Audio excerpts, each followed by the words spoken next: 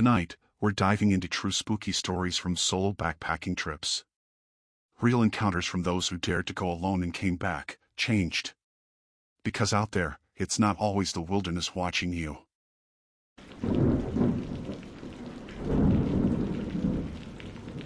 My name is Mason Irwin, a wildlife photographer based out of Helena, Montana. I've spent most of my career chasing quiet hours of waiting, watching, blending into landscapes that most people only see on postcards. You start to hear the subtleties after a while, how a valley carries sound, how the trees absorb it, how the wind steals it away. Silence becomes something you notice by its texture. But that night on Elk Ridge, the silence wasn't empty. It was waiting for something to answer. I'd been hired to photograph elk migration near the Gallatin Range. The ridge overlooked a winding canyon, a deep cut of forest and rock where the animals moved at dusk. The weather was clear, cold enough for frost to stiffen the grass under my boots, but calm. I set up camp just off the main trail, high enough to catch the morning light. My only company was my gear, a tripod, and the radio I used to check in with my contact at the base camp. I remember the last orange thread of daylight stretching across the valley when I started hearing it. A faint echo, delayed, repeating the sound of my shutter. Click. A pause. Then another click, lower and longer, like someone copying me from a few hundred yards away. I froze, my fingers still hovering over the button. The ridge was steep and barren, only a few pines clinging to the edge. No one could stand there without being seen. At first, I thought it might have been the canyon itself. Sound can bounce strangely in open terrain. So I tested it. I called out, "Hello?" My voice rolled down the canyon, came back thin and warped, but not from the same direction. The echo should have returned from the east wall. This came from somewhere deeper, further down, like it had gone farther than it should have before coming back. I said, "Is anyone out there?" And this time, I heard my own voice reply, "Out there." The words came staggered, quieter, but too sharp to be wind. I felt the hairs on my neck rise. It wasn't the normal drag of sound that bends through valleys. It had shape, precision, timing. It answered me. I scanned the horizon. Nothing but dim light and shadow. My campfire's glow barely touched the trees below. I radioed base, trying to keep my voice even. "Hey, anyone else set up on Elk Ridge tonight?" The radio hissed. Static. No response. I repeated the call, same silence, same fuzz. The canyon seemed to absorb even that. When I spoke again, softly, mostly to myself, I said, "Okay, it's fine. It's just sound." And somewhere below, the same tone came back, just sound. It wasn't perfect, though. The rhythm was off, half a beat too late, and the voice seemed to scrape slightly, like the shape of the words didn't fit right in its mouth. I packed my camera for the night, trying not to show my hands shaking. I told myself maybe there was another photographer. Maybe my voice was carrying through a weird geological cutout. I'd studied enough field acoustics to know strange echoes happen in narrow terrain. But there was no mistaking the pause. That deliberate imitation. The ridge grew darker by the minute. The moon hadn't risen yet, so I turned on my headlamp and walked to the edge, shining it into the canyon. The beam fell across rock, brush, and dark trees that looked like silhouettes pressed against deeper shadow. No movement. Then, about 100 yards downslope, something caught the light. A glint metallic, like glass. Maybe an old camera lens. I focused the beam and saw it more clearly, a tripod, standing alone among the brush. I hadn't placed mine there. I moved back to my tent and unzipped the flap halfway, keeping the ridge in view. The wind picked up then, light but cold, threading through the trees in thin whispers. Every so often, I thought I heard the faint click again, echoing my camera. I turned off my headlamp and sat still for a long time. Eventually, I started recording audio on my phone, leaving it near the tent opening. I wanted proof, something rational to review later. Around midnight, I must have drifted off. When I woke up, it wasn't to sound but to silence, the kind that feels physical, pressing. The air was still. Even the wind had gone. I glanced at my phone screen, 2:47 a.m. The recording had stopped. Battery drained. Then I heard it. My voice. Not echoing this time, closer. Just outside the tent. Mason. It said my name exactly how I would have. Same pitch, same dry tone. I froze. My breathing shallow, heart pounding so loud I thought it might mask any other sound. I didn't move for a full minute, maybe longer. Then I heard the zipper pull soft, testing from the outside. It didn't move all the way, just enough for the metal teeth to rattle. I whispered, "Who's there?" And instantly, from the other side, "Who's there?" I snapped my flashlight on and yanked the flap open. The beam shot out into emptiness, no person, no prints, not even disturbed grass. The cold hit my face hard. I swung the light in wide arcs, scanning everything. The tripod down the ridge was gone. The next second, a sound rose from the canyon below, a long, deep version of my own breathing, pulled through stone. Not echoing now, but breathing in sync with me. I stumbled back into the tent, zipped it up, and held the flashlight against my chest. The beam quivered across the nylon walls as I tried to listen for anything else. My pulse thudded in my ears. I didn't sleep again. I waited until the first gray line of dawn began creeping across the ridge. When the light grew strong enough, I stepped out, my legs stiff and my breath clouding the air. The world looked normal again, open, empty, still. But when I checked the ground near my tent, I found prints. Boot prints. Same make and size as mine. Only they weren't leaving. They were coming in. And at the end of the trail, halfway between my camp and the ridge edge, lay my tripod. Folded. Clean. And standing perfectly upright. I lifted it slowly, half expecting it to vanish, but it was solid. Real. The metal was freezing cold, colder than the air should have made it. Then I noticed something carved faintly into one of the legs. My initials. Am I etched in with a knife or something sharp? I hadn't done that. That was when I realized something even stranger. The etching looked old. Worn. Like it had been there for years. And when I checked my camera bag, my tripod, the one I'd used the night before, was already packed inside. I stood on that ridge for what felt like hours, staring at the two tripods. My own, still folded neatly in its case. The other, standing where my prints ended, as if something had walked them back toward me. The carved initials were shallow, faded, like they'd been rubbed smooth by weather. The metal was a duller shade than mine, too, a little warped, edges softened by time. It didn't make sense. The manufacturer's model number stamped at the base didn't even match mine. It was an older version, same brand, but discontinued years ago. I knew because I'd used the same model back when I was starting out. That one broke during a storm in Glacier National Park. I'd left it there after lightning split a tree 20 feet from my tent. I left it there. But this one was here now. I backed away from it slowly, feeling my breath hitch in my chest. The canyon below was quiet again, but I couldn't shake the sense that someone or something was still down there, watching. I started packing up camp. The morning light was thin, filtered through a low haze that seemed to rise from the valley floor.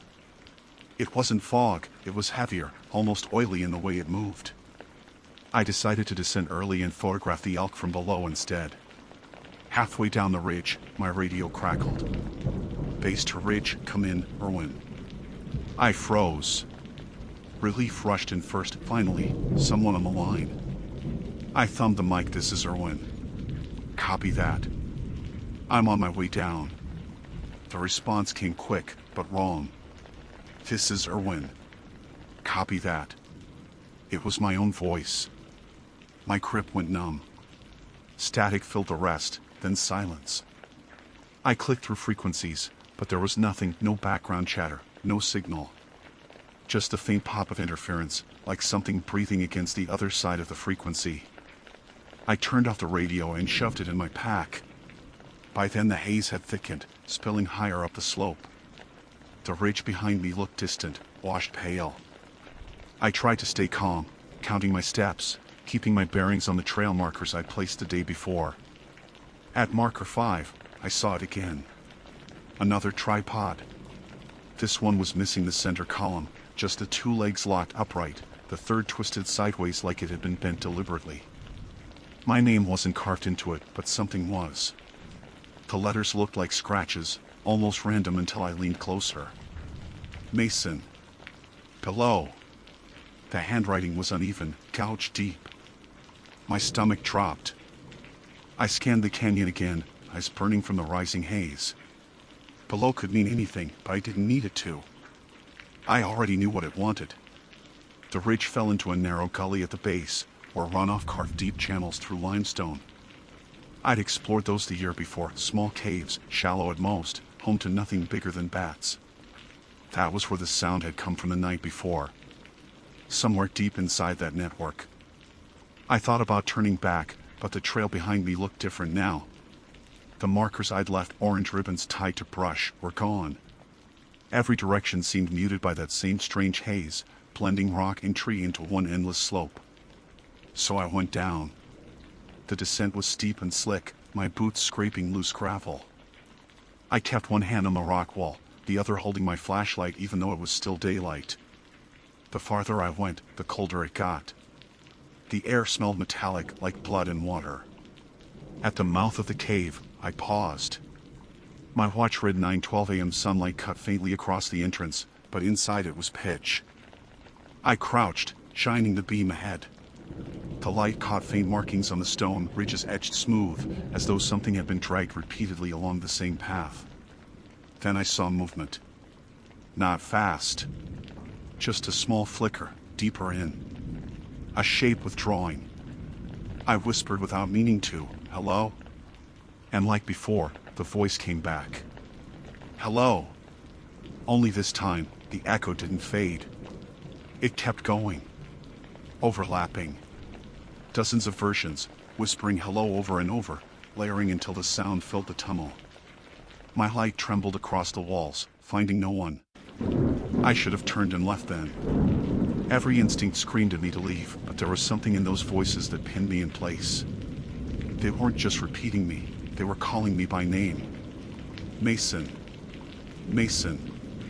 Dozens of them, each one slightly off. Some slower, others too fast, words stretched or crushed. It was like listening to your own voice through broken speakers that never stopped tuning. I took a step back. My boot caught on something metal. I pointed the flashlight down. A camera. My camera. The same model, same serial number scratched under the base plate. Except, my own was zipped inside my pack. The lens was cracked, the body dented, caked in dust and dried mud. When I brushed the side, the screen flickered once. Then it lit up fully. There was footage queued up, time-stamped exactly 1 year before. The image shook, panning across the same ridge, same tent, same canyon. My own voice filled the audio. Testing sound levels, day 3 on Elk Ridge, lighting good, no wind. I remembered recording that. I'd archived the footage, though. I'd kept the drive. So how was it here, on a camera that should have been hundreds of miles away? I pressed play again. The camera panned to the canyon. The audio caught faint whispers, my voice echoing back from below. And then, near the end, something new appeared in frame. A figure at the ridge line. Distant. Barely a silhouette. But enough to make my throat dry out. It looked like me. Same jacket. Same posture. Even the camera strap over the shoulder. The figure lifted one hand slowly, as though waving or warning. Then the recording cut to static. My flashlight dimmed, the battery light blinking red. The cave walls seemed to lean closer. I turned off the camera, slipped it into my pack, and stumbled out, gasping as daylight hit me again. The haze had risen almost to the ridge now, wrapping the trees in a gauze of gray. My footprints were still fresh, but already softening, fading as though the ground was remembering something else instead. When I reached the top again, both tripods were gone. But my tent was still there. And inside, laid neatly across my sleeping bag, was a roll of undeveloped film. On the first frame, faintly scrawled in the border, were 2 words in my handwriting. Go back. I didn't touch the film at first. I just stared at it, lying there like a warning, the edges curled slightly from the cold. I hadn't shot on film in years. My last roll was stored away in a box at home, the negatives long digitized. But this one was unmistakably mine. The handwriting across the first frame, the looping M in Mason, the sharp cross and the T of back. It was my hand. And yet, I had never written that. The ridge was too quiet. Even the wind had gone flat. I wanted to pack and leave, but something about that film pulled at me. Maybe it was the photographer in me, or maybe it was just the need to understand. I loaded the roll carefully into my camera, the same one that had been lying broken in the cave. The gears clicked into place with an ease that felt wrong, like muscle memory that wasn't mine. When I looked through the viewfinder, the landscape seemed different. The trees below were sharper somehow, the shadows deeper, the haze thicker. I took one photo toward the ridgeline, then another facing the canyon. Each time I pressed the shutter, I heard a faint reply, not an echo, not anymore, but a sound that started just after mine, almost layered beneath it. Like 2 shutters being pressed a fraction of a second apart. I said aloud, "Who are you?" A pause. Then my own voice came back, not from the canyon, but from behind me. "Who are you?" I spun around. No one. Just the pale sunlight sliding over the tent. My breath steamed the air, thin and white. That was when I heard it again, the camera click. Not mine this time. Somewhere off to my left, by the ridge edge. I moved slowly toward the sound, my boots crunching over the frost-stiff grass. There was a figure standing just beyond the light. I could barely make it out at first, half veiled by mist, but it was tall, still, holding something up to its face. A camera. The lens glinted once, catching my movement. "Hey!" I called out. "Who's there?" The figure didn't move. Then it lowered the camera, just slightly. Enough for me to see a familiar jacket, same color, same worn patches at the elbows. I felt my throat tighten. It was my jacket. The figure raised a hand, mimicking mine, then stepped backward toward the drop. The fog rolled in quick, swallowing it whole. I ran to the edge, shouting, "Wait," but there was nothing below, only the same endless gray and the faint sound of my own echo. When I turned back, my tent was gone. Just gone. The ground where it had been was bare, the grass undisturbed, no sign it had ever been pitched there. My pack, my tripod, everything gone. All that remained was the roll of film, sitting in the dirt at my feet. Unspooled now. Each frame shimmered faintly, the negatives showing thin outlines that shifted as I looked at them. I lifted one closer to the light. My stomach dropped. It was me standing where I was right now, looking at the negatives. Same position. Same light. But the figure in the image wasn't looking at the film. It was looking at me. And it was smiling. The sound came again then, sharp and close, click. I dropped the film and spun around.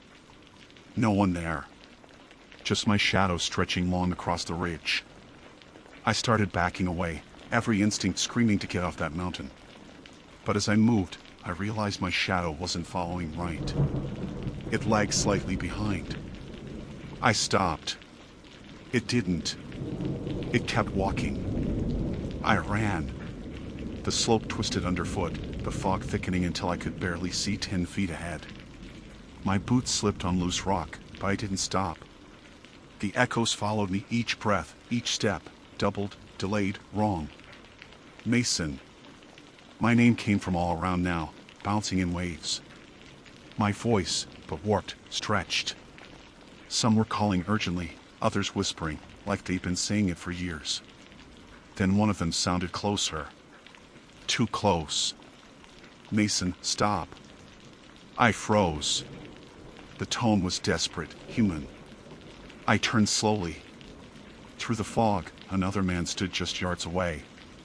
He looked exhausted, pale, shivering, eyes wide with recognition. He looked like me. Not just similar. Identical. Same boots, same camera strap, same scar on the left eyebrow. His expression was terrified, but he lifted a trembling hand, palm out, like a plea.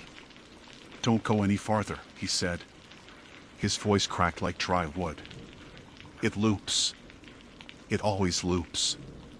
I couldn't breathe. "What do you mean?" He shook his head, stepping back. "You'll see. You'll think you're leaving, but it brings you back. It always." The rest cut off, like the sound had been sliced away. His mouth kept moving, but no noise came.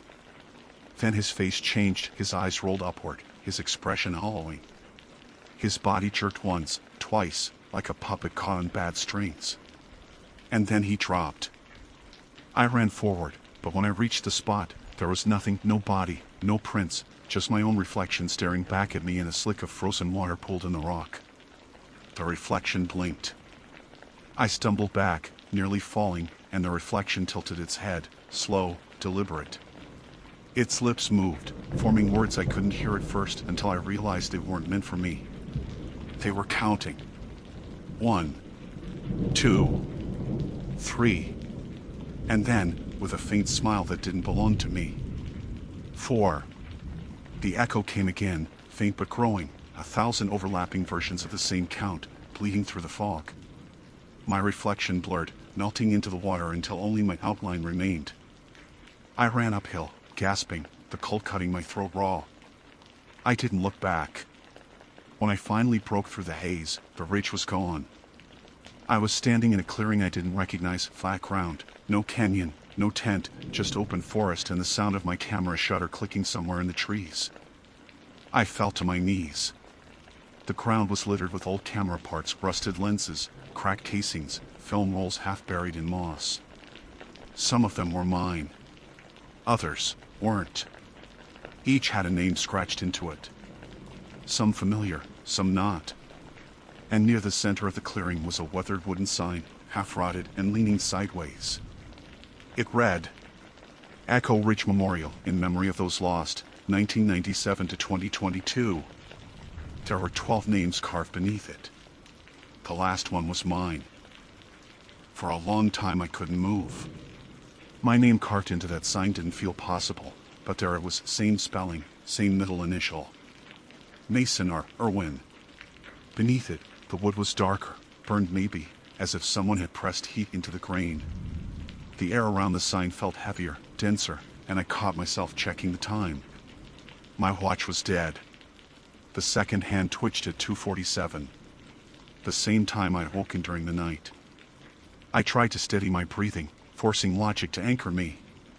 Maybe the memorial was for another Mason Irwin. Maybe the ridge had its share of lost hikers, and coincidence did the rest. But the deeper part of me, the one that had felt that other voice forming my words in the dark, already knew that wasn't it. A low gust stirred through the trees, rattling the rusted camera parts around me. A single frame of undeveloped film lifted and drifted across my boots. I bent to pick it up, and the second my fingers brushed it, sound flooded back. Not echoes anymore. Recordings. My own voice played all around me, fragments of words, clipped breaths, shutter clicks, the murmurs I'd made when filming years before. They overlapped, tangled, grew louder until I couldn't tell which belonged to memory and which to now. I shouted, "Stop!" And silence obeyed.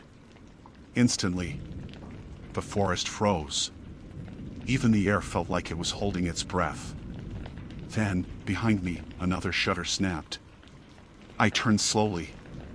At the edge of the clearing, half shrouded by the gray, was another figure. Not moving. Just watching. I stood in the exact pose I had when I'd first arrived. Camera at chest height. Breath visible in the cold. "Who are you?" I managed. He tilted his head slightly, same way I did when focusing a lens. His voice came back soft, low. "I told you. It loops." His tone was tired now, weaker, like he'd been repeating the same thing for years. I took a step forward. He mirrored it, precisely. I lifted my camera, so did he. Our shutters fired at the same moment. The flash blinded me, and when my vision cleared, he was gone. The clearing was empty again except for the sign and the debris. I checked the camera's playback. The photo showed the forest just as I'd seen it, except for one detail. In the frame's corner, my own silhouette still lingered, faint, facing away. The longer I looked, the clearer it got. The figure was walking into the trees. Something in me broke then, not panic exactly, but a cold acceptance that whatever was happening had already happened before. Maybe countless times. I slung the camera over my shoulder and followed the faint path the image had shown. The forest thickened as I went, trees twisting close together. The light dimmed even though it should have been midday. Every so often I saw pieces of old gear wedged in roots, a boot, a torn tent flap, an empty canteen. I started recognizing brands that had gone out of production a decade ago. At one point, I stumbled over something solid. I knelt and brushed aside the dirt. A metal tag. National Park Service issue. The name stamped into it had been nearly worn away, but I made out 3 letters, MI. That's when I realized where the path was leading. The canyon. It opened suddenly, the trees falling away to that same drop I'd photographed the night before. Only now the haze below wasn't just fog, it churned like breath, slow and rhythmic, pulsing with faint light from within. I crouched near the edge, camera ready but unwilling to raise it. The wind that came up from the canyon was warm now, and with it came whispers, hundreds of them, all speaking over each other. Some were my voice, some weren't. One of them cut through clearly. Down here. It was so close it might have been spoken beside my ear. I flinched, nearly losing balance, and a thin strip of film slid out from under my jacket collar. I didn't remember putting it there. The negative shimmered faintly, showing a frame I hadn't taken, me, standing at the canyon edge, camera in hand, mouth open as if calling out. I turned the frame toward the light. The version of me in the picture moved. Just slightly, but enough. The lips shaped a word I could almost hear. Jump. The photo darkened. The air around me shifted again, that same silence pressing down. My ears rang with the weight of it. And then the ground trembled. A deep, hollow thud from below, like something massive turning over. Dust rose from the canyon, filling the air with a metallic taste. My instinct screamed to run, but I couldn't. Every direction felt wrong. Behind me, the forest leaned inward. Ahead, the canyon waited. I called out one last time, voice cracking. What do you want from me? The answer came in a whisper of my own voice from every side. To remember. The fog surged upward then, swallowing the ridge. I was lifted, dragged backward into a depth that wasn't physical, falling through sound instead of space. Every shutter click, every echo, every version of my voice folded in around me until there was no distinction between them. And then, quiet. When I opened my eyes, I was standing on Elk Ridge again. The light was different, golden, clean. My tent was set up, untouched. The air was warm. I reached for my radio. It crackled to life. Base to ridge, come in, Irwin. You up there yet? I froze. The voice was mine. Calm, casual, the way I'd sounded yesterday morning. I looked down. The tripod stood where I placed it that first evening, lens aimed toward the canyon. The old one, the one etched with my initials, was gone. I raised the camera, hesitating. The viewfinder framed the ridge perfectly. And there, in the far distance, half hidden by light, was a small figure standing exactly where I was. He was lifting his camera too. The shutter clicked, his first, then mine. A perfect echo. The ridge answered. And somewhere deep in that canyon, another voice, thin, threadbare, but still me, whispered back. It loops. The wind carried the word away, down into the silence that waited below. My name is Lena Cross, and I understood then that I'm a solo hiker and amateur cartographer. I'd only joined most weekends. I take my old Jeep up from Fort Collins into Roosevelt National Forest to map unofficial routes for a side project I've been building, a digital overlay of forgotten trails and lost logging roads. I'm cautious to a fault. I plan every route, pack redundancies, and double-check all bearings. I'm not reckless. That's why what happened that day still doesn't make sense to me. It was late September, the air thin and sharp enough to taste pine resin. The plan was a 10-mile loop around Horseshoe Gulch, climbing to an old ridgeline where trail marker 47 was supposed to intersect with the disused fire road. The marker was listed in an old Forest Service record, but no one had logged it in over 15 years. I wanted to confirm its coordinates and trace the connecting paths that no longer appeared on modern maps. I started early, around 6:30 a.m. The trailhead was quiet except for the faint hum of wind through aspen leaves. No cars, no distant voices, nothing man-made after the engine cut. I always take comfort in that silence. It feels like the woods breathe deeper when you stop competing with them. My GPS unit locked onto satellites within seconds, and I marked my starting waypoint. Everything was normal. For the first few miles, the hike felt uneventful, just cool air and the soft crunch of decomposing needles underfoot. By mile 4, I reached what should have been the halfway ridge. According to both my topographical map and the GPS, I should have hit trail marker 47 there. I scanned for it, expecting a short cedar post or painted blaze, but found nothing but moss-covered stones and broken branches. I wasn't concerned. Old markers get buried or rot away. I made a quick note on my map, marker missing. Possible misplacement. Then I continued north. That's when I saw it. A wooden post about chest high, standing a few feet off the trail. The number 47 was carved into it by hand, clean, recent, too deep to be old. It didn't fit the Forest Service model. No paint, no reflective tag.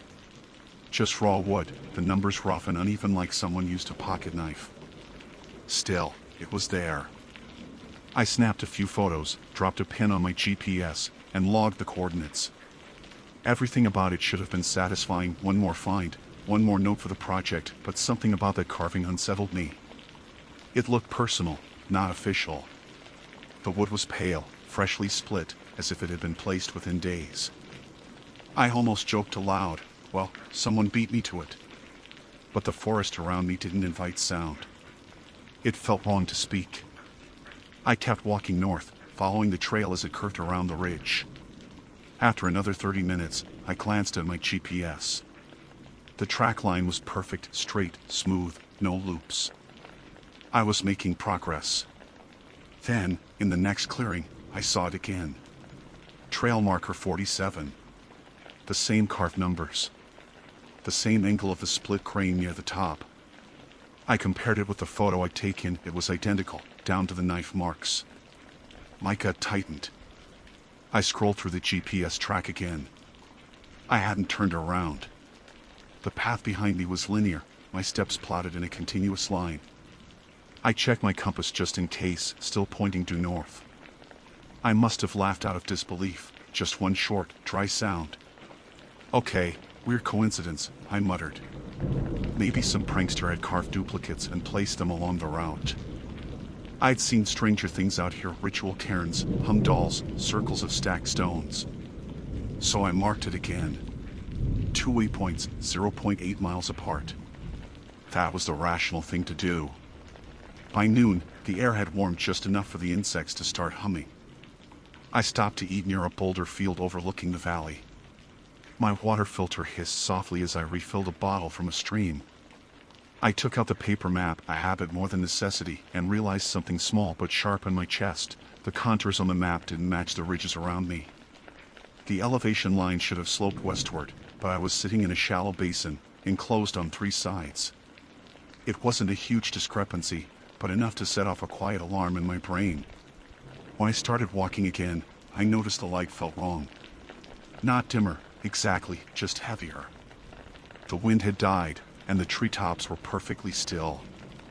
I could hear every step, every rustle of my pack straps. That was when I saw the third one. Trail marker 47. The same post, same carving.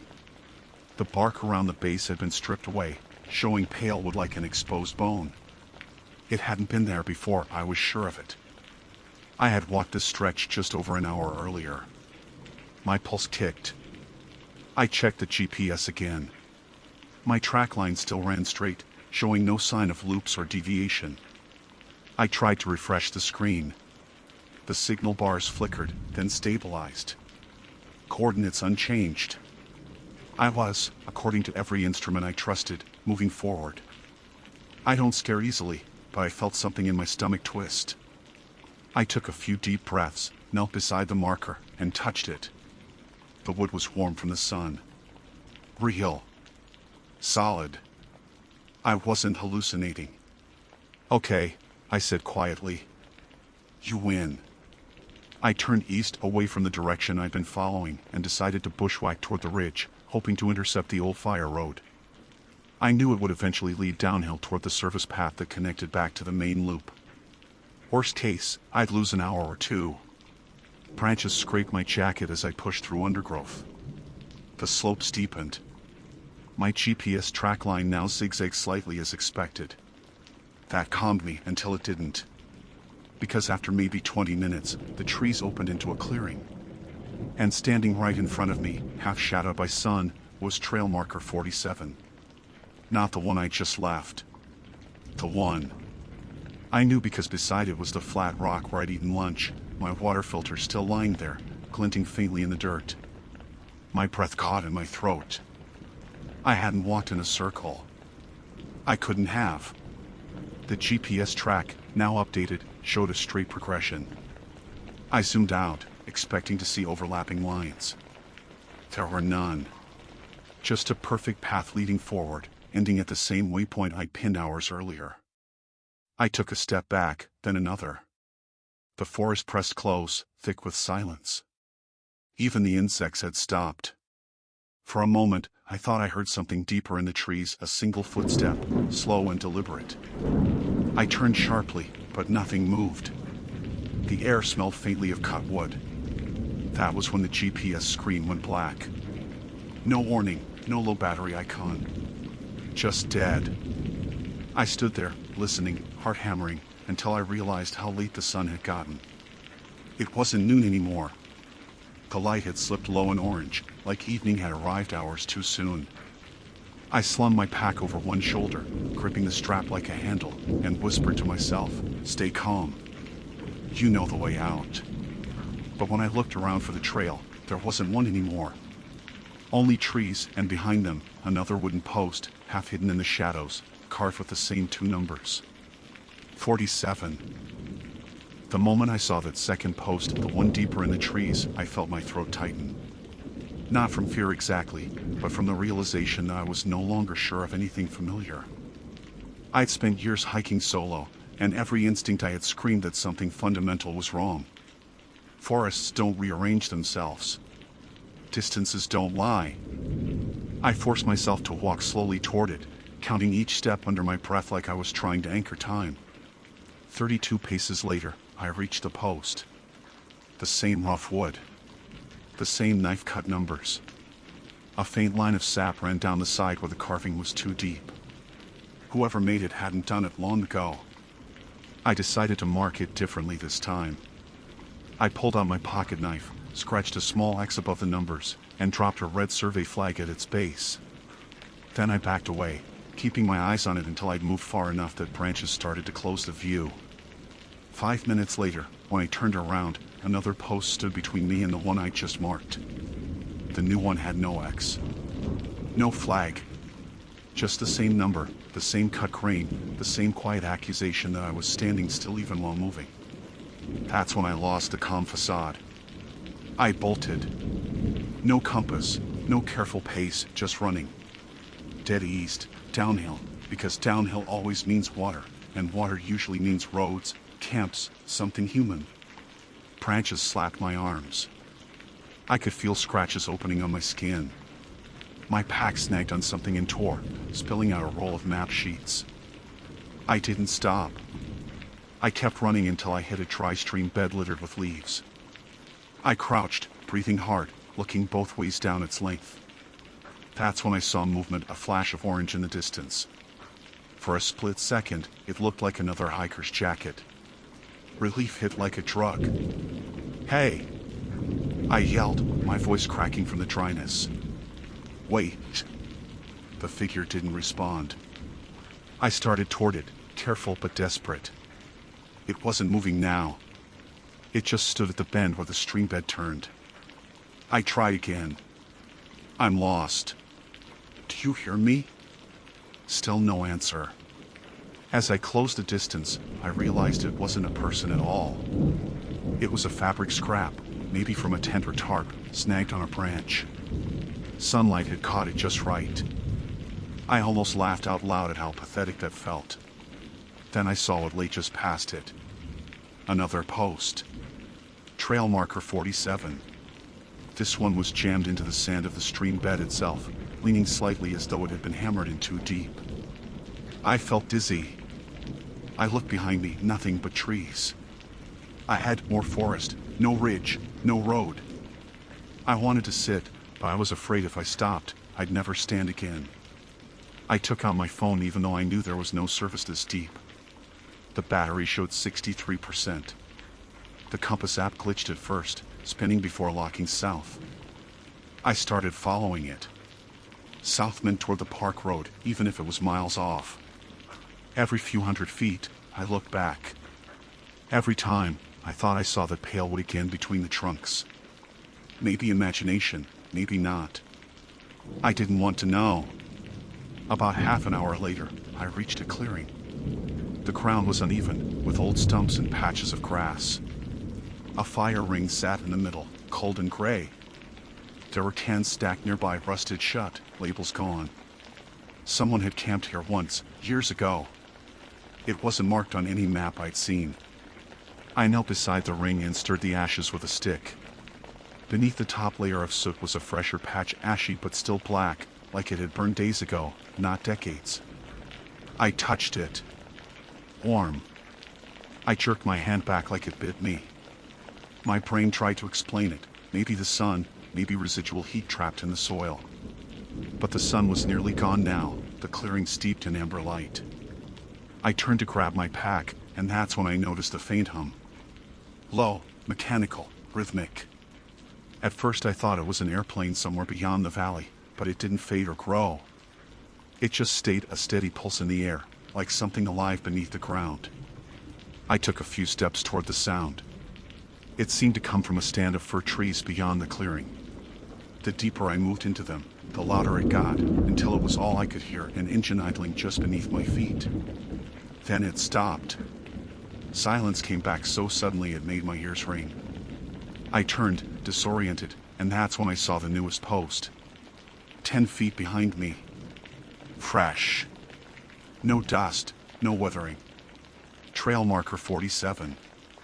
My knees went weak. I backed away until I hit a tree. I wanted to shout, to curse, to do anything that reminded me I was real, but all that came out was a whisper. Please stop. Something cracked in the distance. A single branch breaking. It was slow, too heavy for a squirrel, too deliberate for wind. I froze, scanning the tree line. The sound came again, closer now. Crunch. Crunch. I turned my flashlight on. The beam cut through the dark, hitting nothing but trunks and undergrowth. Still, I could feel something out there, something pacing me just beyond the edge of the light. I swung the beam left and caught a glimpse of movement. A shadow darting behind a tree, fast. Human height, human speed. My body reacted before my mind did. I ran. The beam of the flashlight bounced wildly, trees flashing by. The noise followed, heavy, snapping, steady. I didn't look back. I ran until I could barely breathe. When I finally stumbled to a stop, the noise was gone. The only thing I could hear was my pulse. I leaned against a trunk, shaking, trying to orient myself. I checked my phone again. 42% battery. Compass app open. It read north. The opposite of where I'd been heading. I don't even remember turning. I don't remember reversing direction. But the app was clear. I was facing the exact same heading I'd started the morning with. And when I lifted my eyes from the screen, I saw it again. Standing maybe 20 yards ahead, perfectly centered in the beam of my light. Trail marker 47. Except this one wasn't alone. Behind it, I could see faint shapes, other posts, dozens of them, spaced in lines like a cemetery of wooden spines stretching into the trees. Every one of them marked 47. Every one of them facing me. My flashlight flickered once. When it steadied again, the posts looked closer. I whispered without realizing I'd spoken, "There can't be this many." Something whispered back, faint and wet, from behind the nearest one. It said my name. When the voice said my name, it wasn't loud. It was quieter than breathing, but somehow it carried across the trees as if the air itself was bending toward me. Lena. It didn't echo. It sank into the space between my ribs. My first thought was that I was hallucinating, that the stress, the dehydration, maybe hypoxia from the altitude was getting to me. I forced myself to move, taking a few steps backward, flashlight trembling in my hand. The forest ahead was a geometry of pale wood and dark spaces. Those markers, they weren't placed randomly. They formed rows, almost perfect lines that converged at a point somewhere deeper in the trees. I could still see the one in front, the original, the closest. The voice had come from behind it. I took a breath through my nose, slow and silent. Then I whispered back, "Who's there?" Nothing. But the air shifted. That same faint mechanical hum I heard near the clearing started up again, pulsing from underground, only now it was synced to my heartbeat. Or maybe my heartbeat was syncing to it. I couldn't tell. The beam of my flashlight shook over the wood. The carving on the nearest marker seemed deeper now, the numbers gouged so roughly that sap bled down the grooves. My red survey flag, the one I dropped hours ago, fluttered beside it. That meant this wasn't new. I hadn't moved forward into a field of markers. I had moved backward, somehow, without realizing it. I started walking sideways, keeping the beam on the posts. They didn't move. The hum kept time. My boots pressed into soil that felt softer than it should have, almost spongy. I didn't want to look down, but I did. The ground wasn't dirt anymore. It was layered in rotting wood chips and bark, like something had been ground down over and over again. I stepped back onto firmer soil, swallowed hard, and aimed my flashlight higher at the treetops. They didn't match the slope anymore. They looked tilted, leaning inward, as if I were standing in a bowl and the forest was folding over me. That's when I saw movement again, between the trunks at the far end of the line of markers. It was faint like a ripple, but I caught a shape, a shoulder, maybe a head, moving slowly behind the posts. "Hello?" I called, against every survival instinct I had. My voice cracked. "I'm lost. Are you with the Forest Service?" The movement stopped. Then the voice came again. "Lena." This time it sounded closer. Clearer.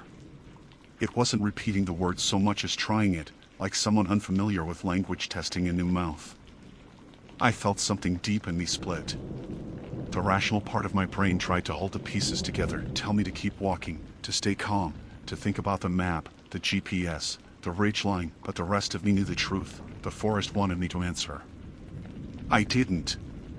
I turned and ran again. Branches lashed my face, and the air smelled wet, metallic. The hum followed, growing sharper with each step, like I was running through the body of something enormous and alive. When I finally stopped, the forest opened into another clearing. The sky overhead was dim violet, too dark for the hour. My body knew it wasn't evening yet. My shadow stretched long and distorted on the grass. I fell to my knees, clutching the dirt, forcing myself to breathe. I couldn't tell if I was shaking from fear or exhaustion. I told myself to look for landmarks, boulders, trees, anything to triangulate, but when I lifted my head, the clearing wasn't empty. There was a cabin. Small, old, slanted like it had been forgotten decades ago. The roof was sunken in the middle. Smoke, or what looked like smoke, rose faintly from a hole where the chimney used to be. I didn't care whether it was real or not. Shelter was shelter. I pushed myself up and walked toward it. The door hung half open. Inside, the light was dim and yellow, flickering like from a candle, though I couldn't see one. Dust floated through the beam of my flashlight. The place smelled like cedar and rust. A single table stood in the center, covered with what looked like maps. Old ones. Layers of them, all hand-drawn. My breath hitched when I saw the markings, numbers, circles, coordinates, and one symbol repeated over and over again in red pencil. 47. I traced one of the lines with my finger. It wound through a shape labeled Horseshoe Gulch, then doubled back on itself 4 times. Each loop ended at the same red mark. At the edge of the map, a note in smudged graphite read, "Don't walk straight. It finds you faster that way." My stomach turned. I looked around the cabin. On the back wall hung a row of weathered hiking gear, packs, ropes, canteens. I counted 5 sets. I whispered to no one, "Where are you now?" The answer came from under the floor. It was the faintest shuffle, like something dragging across dirt. Then another sound, closer, the creak of a board beneath the far corner of the room. I took a step back toward the door, my flashlight trained on the floorboards. Dust sifted up through the cracks as something moved beneath them. The hum came back again, slow and steady, vibrating through the soles of my boots. Then I heard the nails. One by one, the boards at the corner began to lift, as if pried from below. The wood cracked softly. I saw fingers gray, caked in soil, curl over the edge. I bolted outside. The forest hit me like cold water. I didn't look back until I'd reached the tree line, panting so hard I thought my ribs would crack. When I did turn, the cabin was gone. Just empty clearing, grass undisturbed, no smoke, no structure. For a second, I thought I'd imagined it all. Then I saw something on the ground where the door should have been. A single wooden post, half buried, carved with the same 2 numbers. I stumbled backward and hit a tree. My flashlight slipped from my hand and rolled into the grass, the beam spinning until it caught on something ahead, my torn map roll, hanging from a branch. The wind had picked up again, though I couldn't feel it on my skin. I grabbed the flashlight and froze. All around me, scattered between the trees, were pieces of fabric. Shreds of nylon, faded colors, tangled cords. They weren't just trash. They were remnants of tents, backpacks, jackets, each one marked faintly with those same 2 digits, drawn in what looked like ash. I didn't want to understand what that meant. I just wanted out. I took out my phone again. The battery read 8%. The clock at the top flickered between 2:12 p.m. and 7:42 p.m., as if time itself couldn't decide what hour it was. The compass still pointed north. And somewhere behind me, close enough that I could feel it in my teeth, something whispered again, soft, patient, almost kind. "Keep going straight." It said it again, quieter, as if the words were brushing against my ear. I didn't turn around this time. I just started walking fast, deliberate, the way you move when your body knows running will only draw attention. The compass on my phone still pointed north, so I followed it. North meant civilization, or at least it should have. The forest didn't agree. The trees began to close in, the trunks packed tighter, forcing me to twist and push through narrow gaps. I could hear the faint click of branches snapping somewhere behind me at intervals that matched my pace. It wasn't chasing. It was following. After what felt like half an hour, the undergrowth thinned and I stepped into another clearing, wide, open, perfectly circular. The light here was flat and gray, like overcast sky without any sun. I looked up. The canopy above me didn't move. The leaves hung suspended midair, frozen in a position they shouldn't hold. At the center of the clearing stood a single object. Trail marker 47. Only this time, the post was different. Taller. The number carved deeper, until the groove split the wood clean through. The ground around it was bare, no leaves, no pine needles, not even dirt. Just smooth, gray soil like ash. I should have turned back right then. Every sane part of me said go back, go any direction that isn't forward. But something about that open circle held me. The hum was gone now, the air utterly still. For the first time since noon, the silence felt almost calm. I approached the marker slowly. My boots left shallow prints in the gray soil. When I reached it, I ran my hand along the carved number. The surface felt warm, the wood pulsing faintly beneath my palm, like it had a heartbeat. That's when the GPS on my phone flickered back on. The screen showed a single dot, my position, but the background was blank white. No map. No coordinates. Just one small dot and nothing. Then, a message appeared across the screen in black text. "You are here." The screen froze, and the phone shut off. A shiver crawled down my spine. I looked around the clearing, searching for any trail leading out, but there were none. Just trees, same color, same spacing, repeating endlessly. I turned in a full circle, trying to find the direction I came from. Every side looked identical. That was when I noticed something new. There were footprints in the ash, many of them. All human, all different sizes, all circling the marker. Some led inward and stopped at its base. None led out. My chest tightened. I backed away, careful not to disturb them, my mind racing through explanations that didn't make sense. Maybe it was a prank site. Maybe I was being filmed. Maybe this was all staged. Then I saw one of the footprints move. Not sink. Move. The heel dragged an inch backward through the ash like something beneath the ground was shifting. I froze. Then another print shuddered, then another. The soil under my boots started to soften, giving slightly with each breath. The air grew damp. I didn't wait. I bolted for the trees. The instant I broke through the clearing's edge, the hum returned so loud it vibrated in my teeth. The ground tilted under me, and for a sick moment I thought I was running uphill, though my muscles said otherwise. Every tree looked the same, straight trunks, peeling bark, identical spacing. I tried to keep track of my direction, but my compass needle spun like a fan. Something was following. I didn't have to look to know. The sound of footfalls wasn't just echo, it was matching me, one step behind, never closer, never farther. I couldn't hear breathing, but I could feel heat, like someone exhaling against my neck from a distance. I stumbled into another stretch of open ground, smaller this time. The light had changed again, dimmer now, almost twilight. My watch said 3:18 p.m. I didn't trust it. There were more posts here. Dozens of them, arranged in a spiral leading toward the center.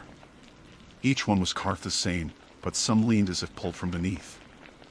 I realized, with a slow, cold awareness, that the spiral formed a pattern identical to the loops I'd seen on that map in the cabin. Don't walk straight. I'd done exactly that. I wanted to scream. Instead, I forced myself to think. Loops patterns. If forward led me back, then maybe the only way out was sideways, through the pattern instead of along it. So I picked a direction at random and began circling the spiral, keeping my distance from the posts.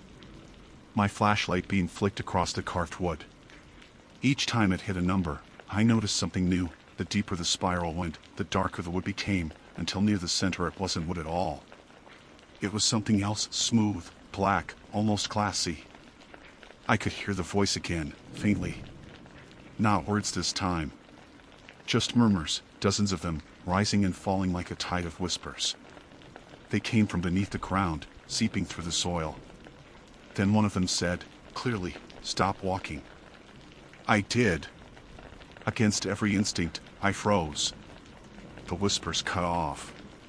For a moment, there was total silence. Then, a single hand reached up from the center of the spiral. It wasn't gray like before. It looked human, tan, strong, dirt under the nails. A man's hand. It clawed upward, fingers trembling, reaching as if for help. I stood rooted to the spot, my mind at war. Every part of me screamed to run, but another part, the part that still wanted to believe in logic, wanted to reach out. "Hey!" I shouted. "Hold on, I can." The ground collapsed inward. The posts nearest the center tilted and sank. The hand vanished, leaving only that gray ash swirling upward like smoke. The air turned metallic again, stinging my tongue. I turned and ran, not in a loop, not straight, just anywhere. The forest twisted around me, trees bending at impossible angles, the horizon shifting. I didn't stop until I saw a flicker of light ahead. I burst through the brush and stumbled into the open. My knees hit gravel. I looked up and saw the trailhead. My Jeep. The wooden sign. The same lot where I'd started that morning. For a long time, I couldn't move. I sat there, shaking, staring at the odometer on my GPS. It read 9.8 miles. Perfect loop. My first waypoint, the starting point, was marked in green. The last one, red, sat exactly beside it. Except there was one more pin. A blue one. Logged automatically at my final position before the device died. I zoomed in. The coordinates placed it in the middle of the ridge at a point labeled trail marker 47. And next to it, a note I didn't write. Found her. The stopped. The air went still. Somewhere behind me, deep in the trees, a voice said, soft as breath, "Keep going straight."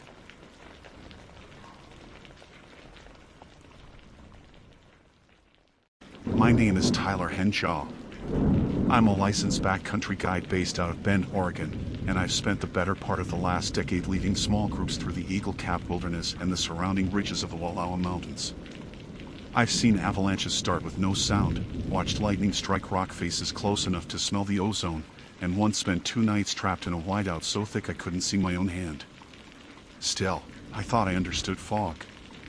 I didn't, at least, not until that day on Eagle Divide.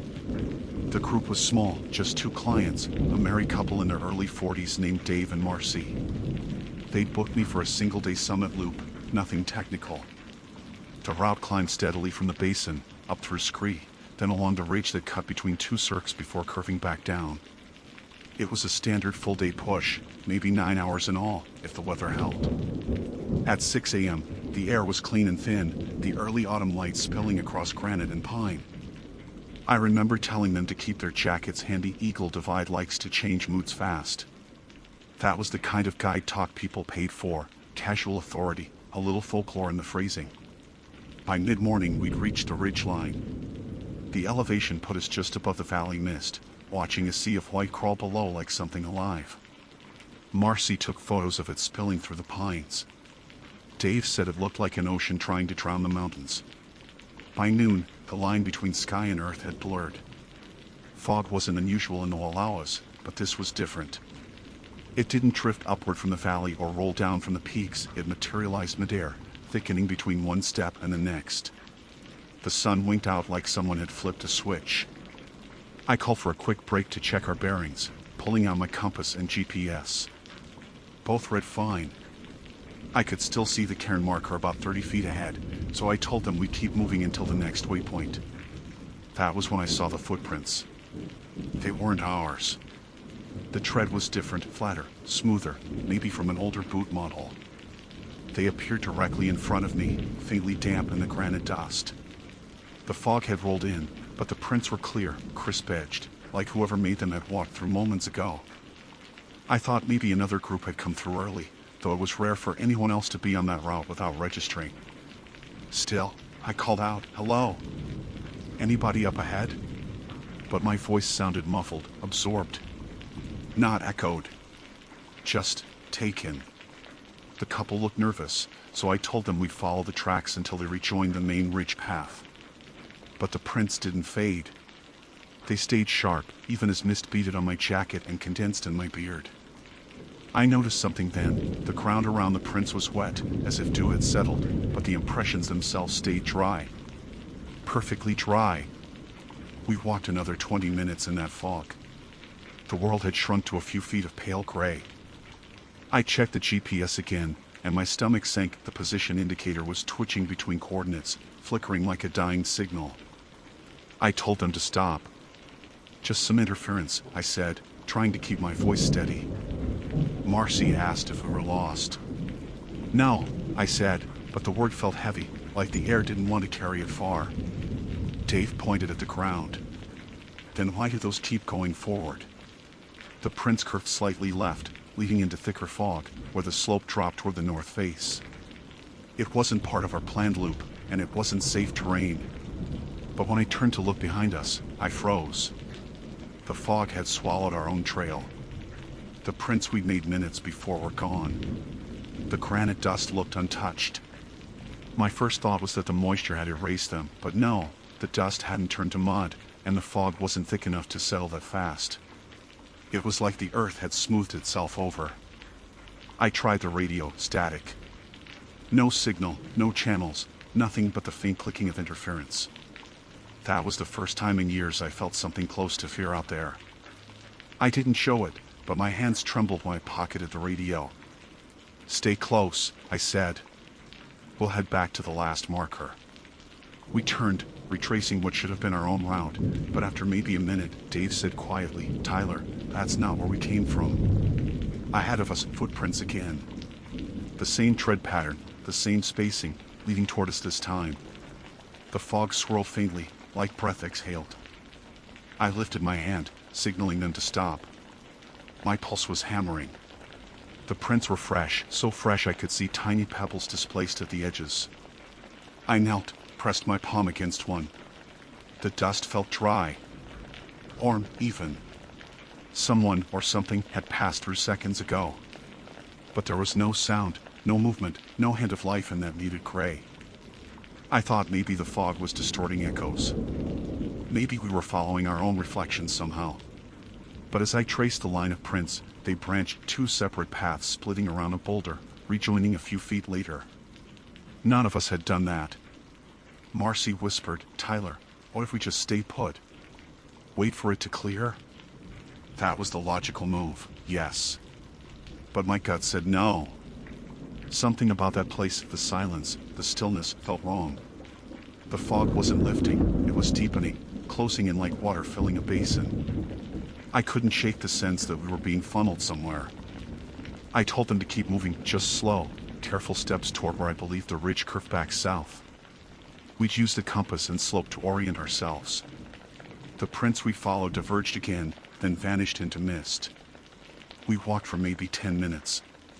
Then Dave called out that he saw another marker ahead, trail cairn 6, stacked rocks about shoulder high. Relief hit me like a wave. I told them to wait while I checked it. I approached the cairn, brushing condensation from my sleeves. The stones were familiar, same stack I'd built myself 2 seasons earlier. But something was off. There was a boot print on the topmost rock, pressed into a thin layer of dust that shouldn't even be there at this altitude. I stared at it, confused. Then, as I crouched closer, I realized the cairn wasn't where it should be. The terrain beneath it sloped wrong downward, not level. And beneath that, faintly visible through the fog, were more footprints. But they weren't leading toward the cairn. They led into it. Like whoever made them had stepped forward and never stepped out again. I remember straightening slowly, feeling every muscle in my back go rigid. The silence pressed in. Even my own breathing sounded distant. "Tyler?" Marcy's voice was trembling. "What do you see?" I opened my mouth to answer, but the fog shifted, and the ground where the footprints had been went smooth. Completely smooth. As if nothing had ever walked there at all. And behind us, I heard a single, deliberate footstep. I spun around, flashlight beam cutting through the fog like a blade. Nothing. Just the pale swirl of vapor, curling close to the ground and then pulling away like it was alive.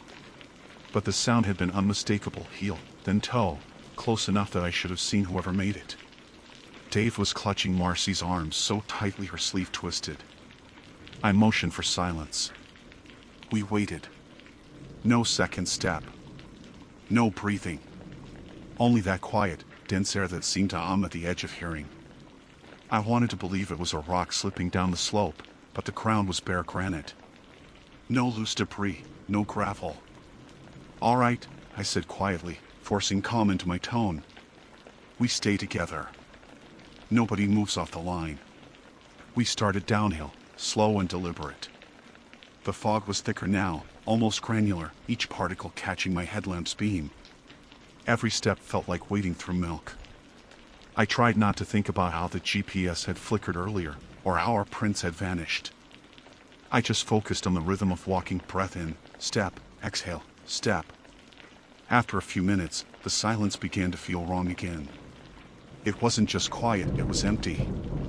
The kind of void you get when sound has nowhere to go. No echo of stone, no wind, no distant bird. Just our breathing and the faint rub of pack straps. Then Dave froze. "There," he whispered. Ahead, something moved, a shadow within shadow, crossing the narrow trail maybe 20 feet ahead. My beam hit it just as it vanished behind a fold of fog. It was upright, man-sized, but featureless. No color, no definition. It didn't move like an animal. I heard Marcy whisper, "Was that another hiker?" I wanted to say yes. I really did. We reached the spot, but there were no footprints, nothing but smooth, untouched dust. My skin crawled. I checked the compass. The needle trembled slightly, wavering between northeast and due north. "We keep heading down," I said. "The basin can't be far. We'll hit the treeline soon." But after 20 minutes, the slope didn't change. No trees appeared. The light hadn't shifted either, even though it should have been mid-afternoon. The fog was constant, colorless. Marcy asked softly, "Are we walking in circles?" I almost said no. Then I looked at the ground. Those same clear footprints, flat, older tread, perfectly dry, were running beside ours now. Parallel, like we were walking together. I stopped cold. "Tyler," Dave said. "Are those?" "Don't touch them." My voice came out sharper than I meant. He lifted his boot mid-step, realizing one of his heels hovered inches above a print that hadn't been there seconds ago. The air felt charged, like static before a storm. I could taste iron. Then, faintly, a sound behind us again.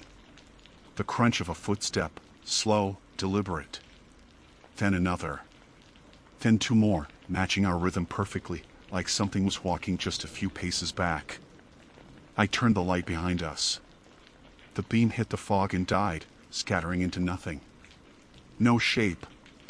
No reflection. "Keep walking," I said. "Don't stop for anything." We quickened the pace. The footsteps followed, always behind us, always matching. If we slowed, they slowed. If we stopped, silence. After what felt like an hour, my throat was dry, my watch unreadable through condensation. When I tried to wipe the face, I saw the second hand wasn't moving. Marcy whispered, "Tyler, how long have we been walking?" "I don't know," I admitted. Her breathing hitched. "The air smells different." It did. Faintly sweet, like decaying pine needles or something older, sour underneath. The fog carried it now, thicker than before, as if something had opened up ahead. The prints veered slightly right, toward a dark patch where the fog thinned. I almost followed by instinct, but something inside me, pure instinct, said don't. Instead, I aimed my headlamp forward and caught a glint of metal, small, round, half buried in the granite dust. I knelt and brushed it clear. A carabiner, weathered and dull. Stamped initials, TH. My breath caught. That was mine. One I'd lost 2 seasons ago on this very ridge. I remembered unclipping it to fix a rope anchor near Turn 6. I never found it again. Marcy saw the look on my face. "That's yours?" I nodded. Dave frowned. "But if that's yours, and we're not where we should be, then where the hell are we?" Before I could answer, the fog ahead shifted, pulling back in soft layers. The slope leveled out into a flat expanse of pale rock. In the center stood another cairn. Not the one from before. This one was taller, almost shoulder height, and freshly stacked.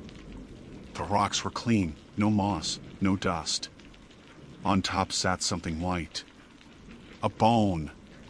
Small, maybe from a deer, though I couldn't be sure. Balanced upright like a marker. Marcy's voice was barely audible. "Did you build that?" "No." The moment I said it, the footsteps stopped. Dead silent. We stood there for maybe 30 seconds, waiting. Then Dave whispered, "Look." More footprints appeared in the dust, one after another, materializing out of nowhere. They started 5 feet in front of us and moved toward the cairn. No person. Just the impressions, pressing down as if invisible feet walked there. The air tightened in my lungs. The prints stopped right before the cairn. Then they turned slowly, facing us. I stepped back, hand automatically on my knife, though it felt absurd against whatever this was. Then came the whisper. Not words, just a sound, soft, low, dragging through the fog. A voice without breath. It rose and fell like the wind trying to form syllables. Marcy clamped her hands over her ears. Dave cursed under his breath. I don't remember drawing my radio, but I heard myself speaking into it. Bass, this is Henshaw. We need extraction, immediate, Eagle Divide, repeat, Eagle Divide. Only static. Then a faint crackle came through, but not my dispatcher's voice. Not even human. It sounded like my own voice, repeating what I just said, lagged by half a second, like an echo bouncing back through water. I dropped the radio. The fog shifted again, rolling closer. The prints began to fill with moisture, darkening one by one, as if something below the surface was bleeding through. Run, I said. We turned downhill, moving fast, ignoring the compass, ignoring the trail. The fog followed, chasing like smoke pulled by wind. I didn't look back until I had to. And when I did, I saw them, 2 figures in the fog, walking where we had been. One taller, one shorter, perfectly matching our stride. I didn't tell Dave or Marcy what I'd seen. They were already running on fear alone, and I didn't need panic on top of that. We just kept moving, boots scraping granite, breath tearing the silence apart. The slope grew steeper, slick with condensation, but the fog still hung at shoulder height like it had weight to it. Every few seconds I glanced back. The figures stayed just far enough behind that I couldn't make them out. Always in the same position, walking, not running, like they knew we couldn't escape anyway. At some point, the ground flattened beneath us. We hit a shelf, flat rock stretching in every direction. I stopped to check bearings again, pulling out my compass even though I knew it was useless. The needle spun, then stopped dead, pointing east. East means down, I said. We follow that line. The couple nodded, faces pale, eyes glassy with exhaustion. Marcy had started shivering. I gave her my spare jacket and told her to keep breathing slow. She nodded again, though I doubt she heard me. We walked another 10 minutes before the fog began to change. It started pulsing, not moving with wind, just expanding and shrinking, like it was breathing. The light inside it dimmed, as if the sun above had been smothered. Everything felt heavier. Then the prints came back. This time, they weren't ahead of us, they were beside us, keeping pace on both sides of the line we walked. Identical, perfectly spaced. No one there to make them. Marcy whimpered softly. Tyler, what are they? I didn't answer. I couldn't. The prints moved faster, cutting slightly in front of us, then stopping altogether. I tightened my grip on my walking stick. The fog parted. There was a shape ahead, low, uneven. A fallen tree, I thought at first. But when I got closer, I realized it wasn't wood. It was stone, shaped like an arch. Not natural. 2 slabs leaning into each other, forming a frame just tall enough for a person to walk under. Every instinct screamed to avoid it. But the fog thickened behind us, blocking the way back. The air grew colder, like it was forcing us forward. I turned to the couple. We go through together. Stay close. Don't stop. They nodded. We stepped under the arch. For half a second, everything went silent. Not quiet, silent, as if sound itself had been erased. My vision blurred, my balance tilted like gravity had shifted sideways. Then I was through, stumbling forward onto uneven ground. The fog on the other side was thinner. The air smelled wrong, like rain that never fell. When I looked around, my stomach dropped. The terrain was the same. The rock, the ridge, the faint slope of granite leading into mist. But our footprints, the real ones, the ones I knew we'd made, were already here. The line we'd walked, our spacing, everything. We hadn't gone anywhere. We just looped. Marcy gasped. No. No, no, no. Dave grabbed her arm, whispering something to calm her, but his voice was shaking too. I checked my GPS again. The screen flickered, and then nothing. No coordinates, no signal, just a blinking battery icon frozen mid-flash. I looked at my watch. The minute hand hadn't moved since noon. Time had stopped somewhere back there.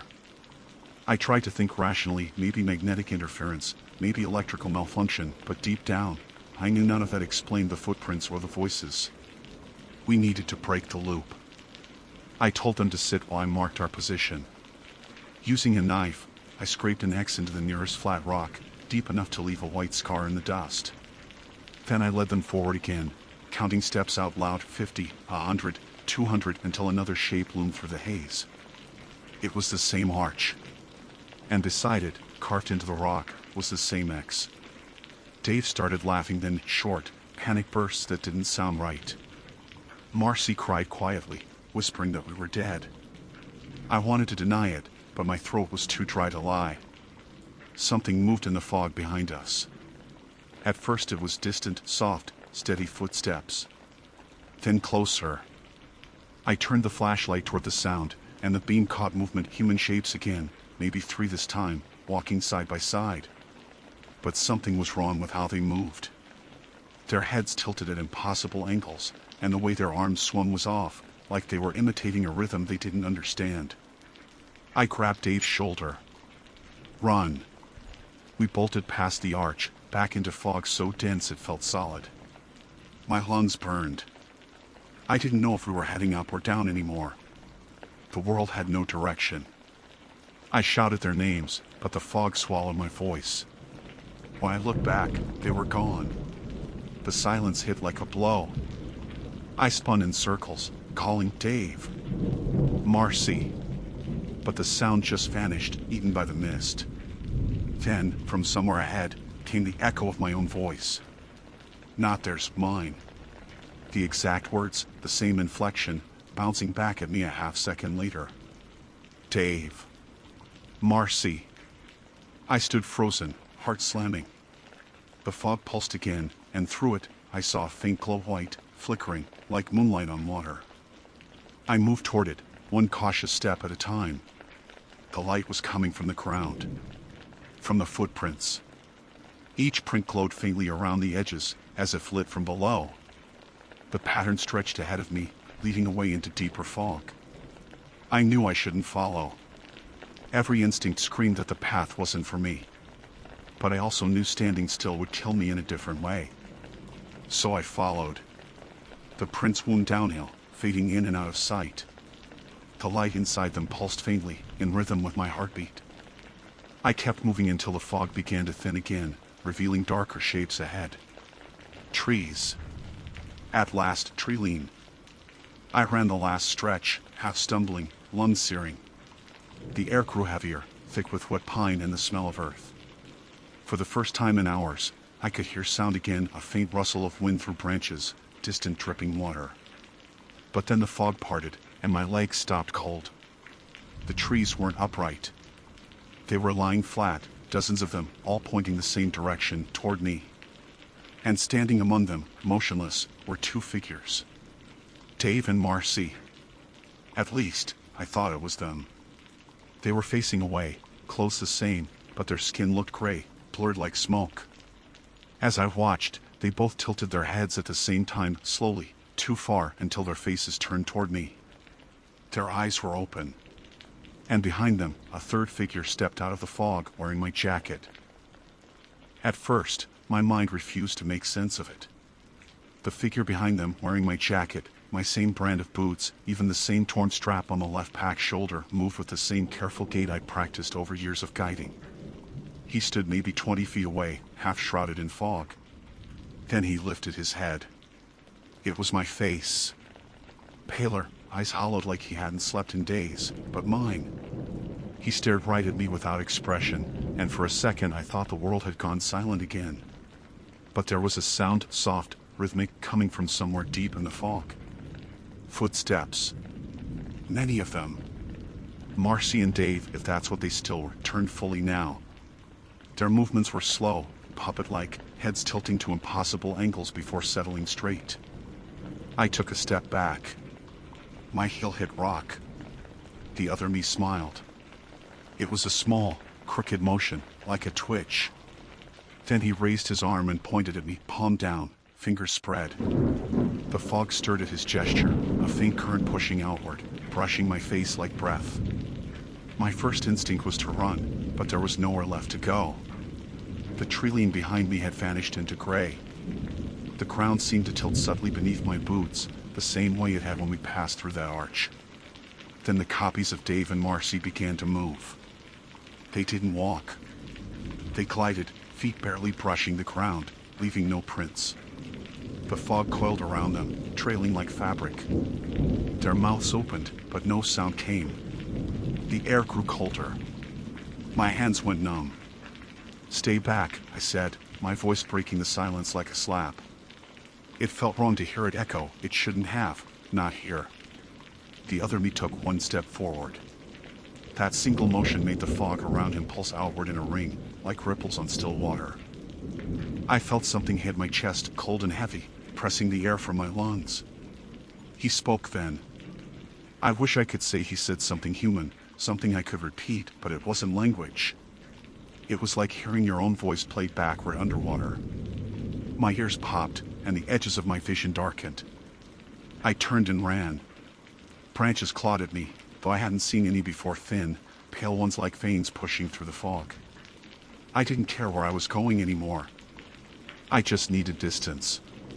For a long time, I could still hear them behind me, the dragging of feet, the whispering that wasn't quite sound. But eventually, even that faded.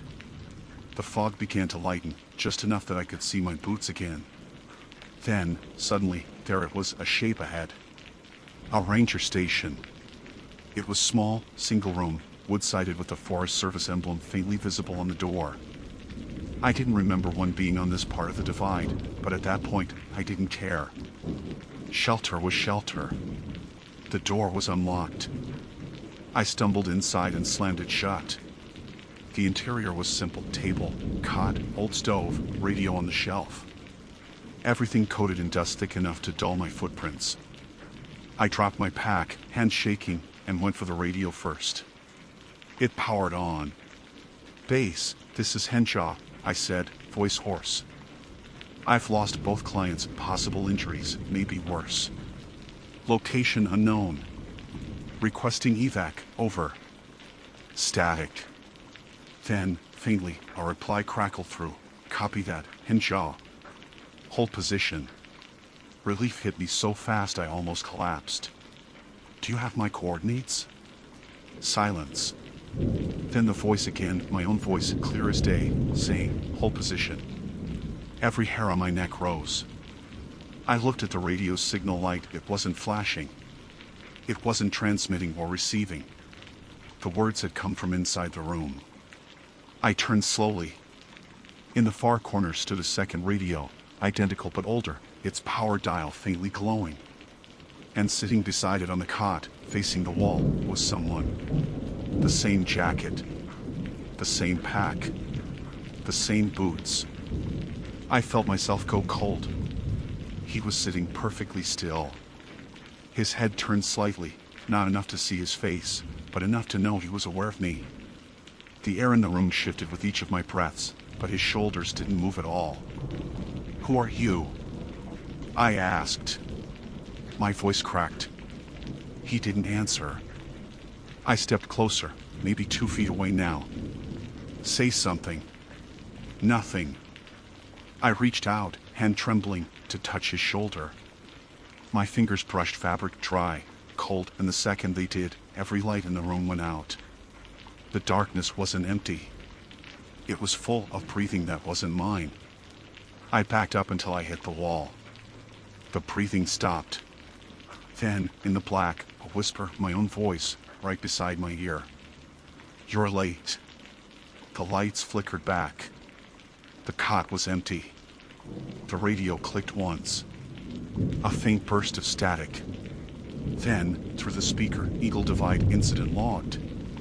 September 14th, 2022. Guide, Henshaw, Tyler. Status, unaccounted. The air turned colder. I lunged for the door and threw it open. The fog outside was back, thicker than ever. But through it, faintly, I saw movement, someone walking away. The outline was familiar. Same height. Same pack. Me. He turned once, almost casually, and lifted a hand in a small wave before fading into gray. I don't remember leaving the ridge. I remember the sound of wind, the crunch of gravel, and then headlights cutting through the mist, search and rescue finding me half-conscious near the base trailhead, hours later. They said I'd been missing for 13 hours. Dave and Marcy were never found. When they brought me back down, one of the rangers asked where my jacket was. I looked down and realized I was wearing a different one. The patch was faded, threadbare, the stitching not quite mine. That night, in the station, they logged my statement. I told them what I could, kept most of it to myself. The lead ranger, old guy named Phillips, listened without interrupting. When I finished, he just said quietly, "You're the third guy to come off that ridge alone." He didn't elaborate, and I didn't ask. But before I left, I saw something pinned to the notice board near the exit. A faded incident report from 5 years earlier. Subject, Henshaw, T, guide, missing. Location, Eagle Divide Ridge. Notes, clients unaccounted. Search suspended due to weather. The date matched the same day of the month. I stood there staring at it until Phillips quietly took it down. "Old file," he said. "Don't worry about it." I didn't sleep that night. I still don't sleep much. Sometimes, in the morning fog near my cabin, I'll see footprints, dry, sharp, fresh. Sometimes there's only one set. Sometimes 3. And once, just once, I saw a 4th set walking perfectly in step with mine.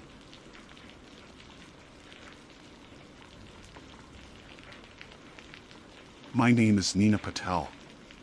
I am a solo backpacker with 7 years of experience hiking the backcountry of Washington State. I've always preferred the solitude of the Cascades to any kind of company. There's something about waking up to cold air, the smell of pine, and the sound of wind pushing through high passes that makes me feel more myself than anything else ever has. I follow the rules. I leave no trace, keep my fire rings clean, and always log my route with a friend before heading out. The trip that still keeps me awake at night was supposed to be 3 days through the Glacier Peak Wilderness, late September. That edge between summer and fall, when the mornings taste of frost, and the nights are long enough that the forest feels alive again. I planned a loop, start at the North Sauk Trailhead, follow the switchbacks up to White Pass, spend the first night near an established fire ring just below the ridge line. Simple. The first day went as planned. The air was thin and dry, the kind of silence that presses against your ears. I met only one other hiker coming down, a tall guy in a faded green jacket with a laminated trail map clipped to his pack. We exchanged the usual small talk. He mentioned heavy fog at the higher camps and warned me not to camp too close to the pass because the wind changes direction fast up there. I thanked him, and he kept walking. By dusk, I reached a small clearing surrounded by subalpine fir. Someone had used the site recently. There were footprints pressed into the soil, and the fire ring looked freshly blackened. I didn't think much of it. Backcountry camps rotate all the time. I cleared out some loose ash, ringed it with fresh stones, and set up my tent facing east. That night, I built a small fire. Just enough to cook dinner and keep the chill off. The flames caught slow, licking at the dry pine needles until the whole ring glowed orange. I remember watching the smoke rise in a straight column, no wind to scatter it, no sound but the fire crackling and the occasional far-off snap of a branch. I turned in when the last ember died, zipped my sleeping bag, and fell asleep listening to the deep, steady hum of the wilderness. When I woke, the air was cold enough that I could see my breath fog the tent ceiling. The sun hadn't quite cleared the ridge yet, and everything was tinted that pale blue you get before full daylight. I unzipped the tent and froze. The fire ring was smoking. Not from the heat of a dying ember, this was gray, steady smoke, rising from a fire that had been cold for hours. The smell was wrong too. Not wood smoke. It was sweeter, thicker, like something damp was burning underneath. My first thought was that I must have failed to put it out completely. But I always drown my fires, 3 full bottles of water, stir, repeat. I'd done it just the same last night. I crouched beside it and used a stick to shift some of the ash. The coals underneath were cold. The smoke was coming from deeper, seeping up through packed soil. I poured the rest of my canteen on it anyway. The hiss was sharp and short, but the smoke didn't stop. I felt the hairs on my arms rise even as the morning air bit at my skin. I told myself it was just some rotting root catching heat underground, something natural. Still, I decided to move camp early. The trail east toward White Pass wound through a stand of black firs. The light was slow to reach the forest floor, so everything stayed cold longer than it should have. My boots crunched through frost. Somewhere behind me, a woodpecker hammered rhythmically at bark, 3 sharp knocks, pause, 3 more. I told myself it was ordinary. Everything in the woods has its pattern. Around noon, the weather shifted fast. Clouds crawled in low, dragging the smell of wet earth and pitch. I stopped to eat, sitting on a boulder overlooking a dry creek bed. As I chewed, I caught the faint scent again, smoke, that same sweet kind from before. I scanned the valley, half expecting to see another camper below, but there was nothing. Just the fog thickening between the trees. By the time I reached the next clearing, the sky had turned the color of tin. I found another ring, smaller, older, filled with wet ash. No footprints this time. I didn't bother lighting a fire. I didn't even unpack my stove. I ate cold jerky, trying to ignore the faint line of smoke drifting from somewhere downslope. That night, the temperature dropped to near freezing. I pulled the hood of my sleeping bag tight and tried to sleep. The forest was quiet, too quiet. Around midnight, I heard it again, 3 knocks, a pause, 3 more. Then a soft hiss, like air escaping from damp wood. I opened my tent flap a few inches. The fire ring outside was smoking again. I hadn't lit a thing since arriving. The ashes pulsed faintly red, like something beneath the ground was breathing. I didn't move for a long time. The forest held its breath, and in that stillness, I thought I heard faint footsteps moving between the trees. Slow. Careful. Stopping when I turned my head. I stayed awake until first light. When I finally unzipped the tent, the smoke was gone. The air smelled like nothing at all, flat and sterile. But the stones of the fire ring had been rearranged during the night. They formed a neat circle again, perfectly symmetrical. That morning, I packed faster than I ever had before. Every sound seemed amplified, the rip of Velcro, the click of my trekking poles, even my own breathing. I started downhill, determined to reach the lower trailhead before dusk. By midday, fog had filled the valley. I kept glancing over my shoulder, half expecting to see the column of smoke behind me, marking the spot I'd just left. But the fog was too dense now, and everything looked the same. Around 1 in the afternoon, I passed a burned log lying across the trail. When I stepped over it, the smell hit me again. Smoke. Damp and sweet.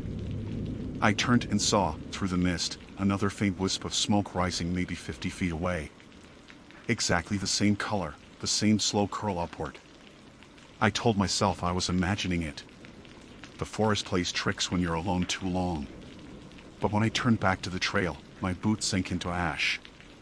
The ground beneath me was blackened, still faintly warm. I looked down. I was standing in another fire ring. And this one I hadn't made. I froze, my breath clouding in the pale light. The ring beneath my feet was almost identical to the one I'd used the night before, same flat stones, same shallow basin of ash, but it couldn't be the same place. I'd been hiking downhill for nearly 2 hours, careful to follow the trail markers, checking my GPS at every fork. Still, here I was, standing in a perfect circle of burned ground, as if the forest had placed it here ahead of me. I crouched down and touched one of the stones. Cold. No heat. But when I pressed my palm to the dirt inside the ring, it gave slightly, soft, almost spongy, like wet earth. My fingers came back gray, streaked with soot. I forced myself to laugh. Maybe this was a designated site I'd forgotten was on the map. There were dozens scattered through this part of the range. I pulled my phone from the side pocket of my pack and opened the Topo app. The signal was weak, bouncing in and out, but the blue dot still pulsed near the same contour line I'd followed all morning. No marked campsites nearby. No indication of fire rings. The fog shifted behind me, curling like smoke. That same sweet, damp smell was back, stronger now. I scanned the trees, waiting for the pattern, the 3 knocks, the pause, but this time there was nothing. Only the faint hiss of moisture on cold air. I picked up my pace. The trail sloped steeply, rocks slick with frost. Every few minutes, I checked the GPS again, but the line of my path began to loop, the breadcrumb trail curving over itself like a snake eating its own tail. I told myself the signal was just bouncing off the ridge. That's what it does. By the time I reached the next switchback, the fog was thick enough to blur my own hands. I kept walking, counting steps to stay calm. 100 forward, pause, orient, breathe. The forest around me felt different, too quiet again, like sound was being absorbed. Even the crunch of gravel under my boots seemed muffled. Then, ahead, a faint orange glow. For a split second, relief flooded me. Another hiker? Maybe a camp. Maybe someone had built a fire early to dry their gear. I stepped closer. The glow flickered, low and steady. As I neared, the outline resolved stones, arranged in a ring, the same kind of ring I'd seen twice already. Smoke rose in a thin spiral from its center. I stopped at the edge of it. My heart was pounding. There were no footprints, no gear, no sign anyone had been here recently. Just the ring, and the smell of burning something that wasn't wood. I backed away, slow, careful not to step inside. The fog behind me rippled, like heat mirage, though the air was freezing. A soft crack sounded off to my right, something stepping on a branch. I turned so fast my pack swung around and hit my hip. Nothing there. The mist hung in thick curtains between the trees. Then came the knocks. 3, pause, 3 more. I held still, trying to triangulate the sound. It seemed to move closer, then behind me, then to the left. Like something circling. My mouth went dry. I started walking again, faster now, not caring about direction, just needing to put distance between myself and that sound. The fog closed in tighter the farther I went. At some point I stopped checking the GPS. It was useless anyway, spinning the arrow in slow circles. The forest floor leveled out into a small clearing I didn't recognize. My watch said it was almost 3 p.m., but the light was already dimming. I dropped my pack, took a long pull from my canteen, and leaned against a stump to steady my breathing. That was when I noticed it. The stump wasn't a stump. It was the charred base of a tree burned down to a black column. Around it, arranged in a neat ring, were stones. The center was filled with ash. The same ring. Again. I don't remember deciding to run. One moment I was staring at the circle, the next I was crashing through brush, off trail, lungs burning. Branches tore at my sleeves, my legs screamed with effort. But every clearing I stumbled into, there it was, a fire ring, waiting. Some big, some small, some with faint smoke still curling upward like breath. At some point, I fell hard, catching my hand on a jagged rock. The skin split clean. Blood dripped into the dirt. For a second, the fog thinned and I saw movement ahead. A figure, crouched beside another smoking ring. Too far to make out details, but close enough to see the slow, deliberate motion of someone rearranging stones. One at a time, turning them until the circle was perfect. "Hey!" I shouted before I could stop myself. The figure froze. Then it stood. The fog moved between us, but I could tell it wasn't wearing a pack. Its shoulders were narrow, its arms long. It tilted its head like it was listening, then took one slow step toward me. I stumbled back, grabbing for my trekking pole. "I'm leaving." I said. My voice cracked. I don't want any trouble. The figure didn't answer. The fog thickened, swallowing it whole. I didn't wait. I turned and pushed downslope until my knees screamed. Every time I thought I'd lost it, I'd catch a glimpse again, a flicker of movement in the corner of my eye, the faint sound of stone clinking against stone. By late afternoon, I was back on what I thought was the main trail. Relief hit hard, followed by exhaustion. My legs shook as I dropped my pack and looked around. The fog had finally begun to lift, revealing a stretch of fir trees glowing silver in the weak light. I took a shaky breath and looked at the ground. The ash circle was right there, perfectly centered beneath me, like I'd walked directly into it. My boot print landed on a half-buried stone that looked freshly turned.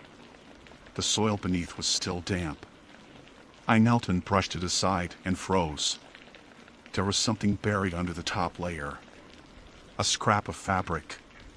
Dark green. It took me a moment to remember where I'd seen the color before: the hiker from the first day, the man with the laminated map and the warning about the wind. The fabric wasn't just torn clothing. It was part of a jacket sleeve, burned clean around the edge. For a long moment, I couldn't move. The fog had thinned just enough for the daylight to press through the treetops, casting everything in a pale gray wash. The piece of fabric trembled between my fingers, slick with soot. When I turned it over, a patch of melted plastic clung to one side, the remains of a zipper. I swallowed hard, looking around the clearing as if expecting to see him, the man from day one, that easy, casual wave as we passed on the trail. But there was no sign of anyone. Only the stillness that comes after fire. I forced myself to speak, just to hear a voice. "You're fine," I whispered. "You're just off route. That's all." My hand shook as I packed the scrap of jacket into my side pocket. I needed to get lower, fast. Once I reached the main trail junction, I could find a ranger cabin or even another hiker.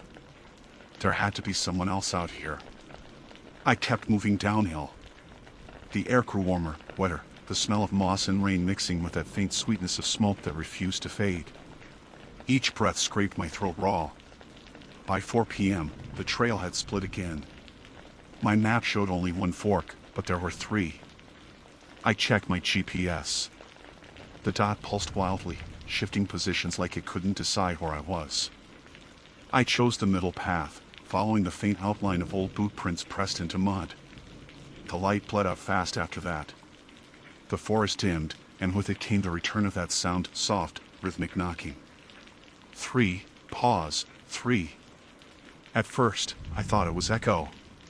Maybe the wind hitting hollow trees. But it followed me. Each time I stopped, the sound stopped too. When I moved, it resumed, always somewhere just behind me. I picked up speed, half running now, branches whipping across my arms. My watch buzzed a low battery warning. The screen lit up my wrist for a heartbeat before fading again. That glow was enough to reveal something in the fog up ahead. A shape. Low to the ground, near another cluster of stones. For a second, I thought it might be another backpacker setting up camp. I called out, "Hey! Hello?" No answer. The shape didn't move. I took a step closer, every nerve screaming not to. The fog shifted, and the thing came into focus. It wasn't a person. It was a pile of burned logs, arranged in a perfect circle. Inside it, a blackened metal pot sat upright, half sunk into ash. And from the pot, a slow trickle of smoke rose, thin as thread. The smell was stronger here. Thick, sweet, cloying. I knelt, keeping one hand on the strap of my pack. The ashes were cool, but the pot was warm, radiating heat from inside, as if it had just been set down. I hesitated, then leaned closer. There was something inside. Not wood. Not stone. Something soft, grayish-white, flecked with soot. I didn't recognize it until the smoke curled in just the right way and I caught the faint outline of teeth. That was enough. I staggered backward, slipping on wet soil, catching myself against a tree. My heart was hammering in my ears so loud I almost missed the next sound, the faint crunch of movement behind me. Someone or something was walking toward me. I turned. The fog seemed to shift around a silhouette, tall and still, maybe 15 feet away. I couldn't see its face, only the outline, broad shoulders, narrow waist, a slight tilt of the head, like before. The same unnatural stillness. It took one step forward. I didn't wait for another. I bolted downhill, half sliding through mud and roots, clutching at branches to keep from falling. The forest blurred past. I didn't know where I was going anymore, only that I had to keep moving. At some point, the trees opened up. I stumbled into a wide clearing with a slope of scree leading down toward what looked like a creek bed. My legs burned. I dropped to my knees, gasping. The smell of smoke was gone now, replaced by the clean, sharp scent of wet rock. For the first time in hours, I couldn't hear anything, not even my own heartbeat. Just the quiet rush of wind through stone. I looked back up the hill. Nothing followed. The fog was beginning to lift for good, breaking apart in slow ribbons that drifted toward the ridgeline. Relief hit so hard it almost hurt. I laughed, shaky and thin. I was fine. I'd made it out.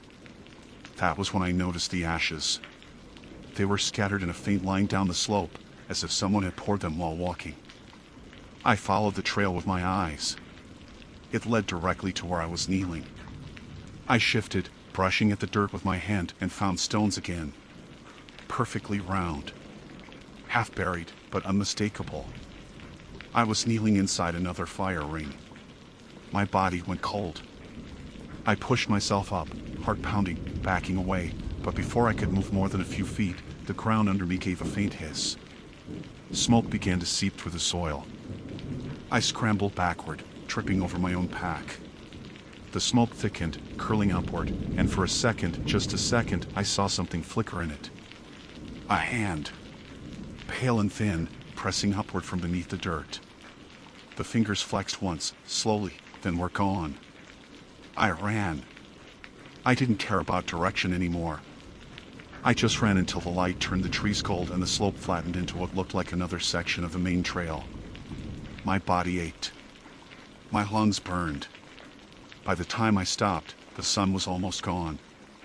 I checked my GPS again out of habit.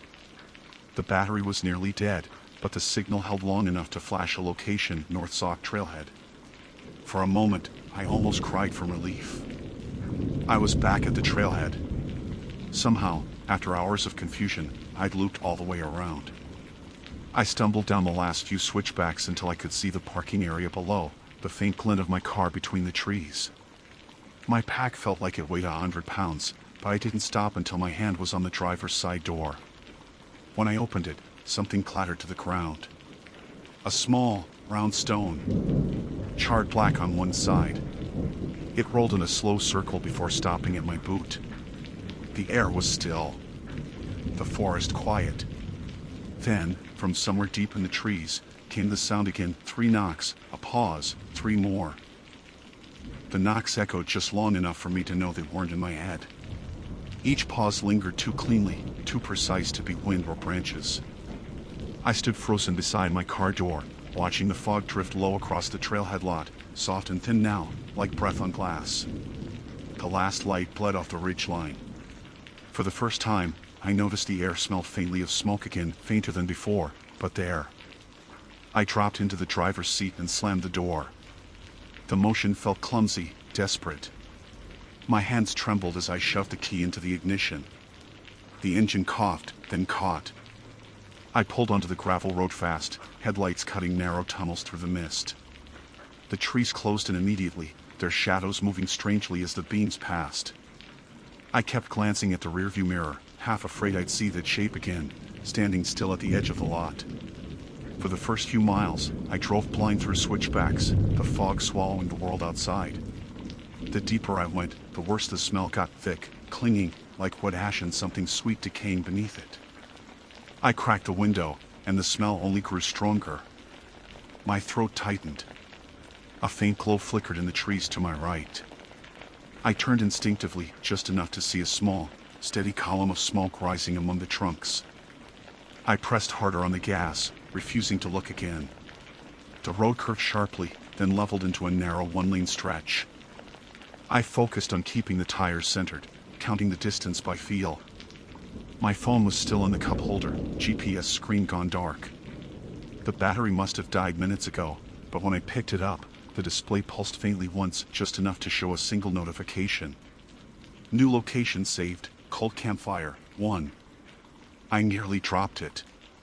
That wasn't anything I'd done. My Topo app didn't even use that phrasing. I powered the phone off completely, tossed it onto the passenger seat, and forced myself to keep driving.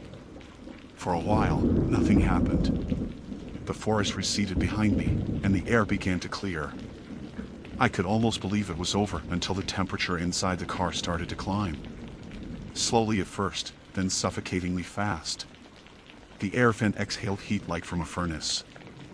I twisted the dial to cold, then off entirely, but the air kept coming thick, smoky, impossible to breathe. I coughed and slammed my hand against the controls. They clicked uselessly. The dashboard light flickered once. And then, from somewhere deep in the venting system, I heard it, 3 dull knocks, followed by the faint crackle of burning wood. That sound snapped whatever part of me had been holding on. I threw the car into park, opened the door, and stumbled out onto the road.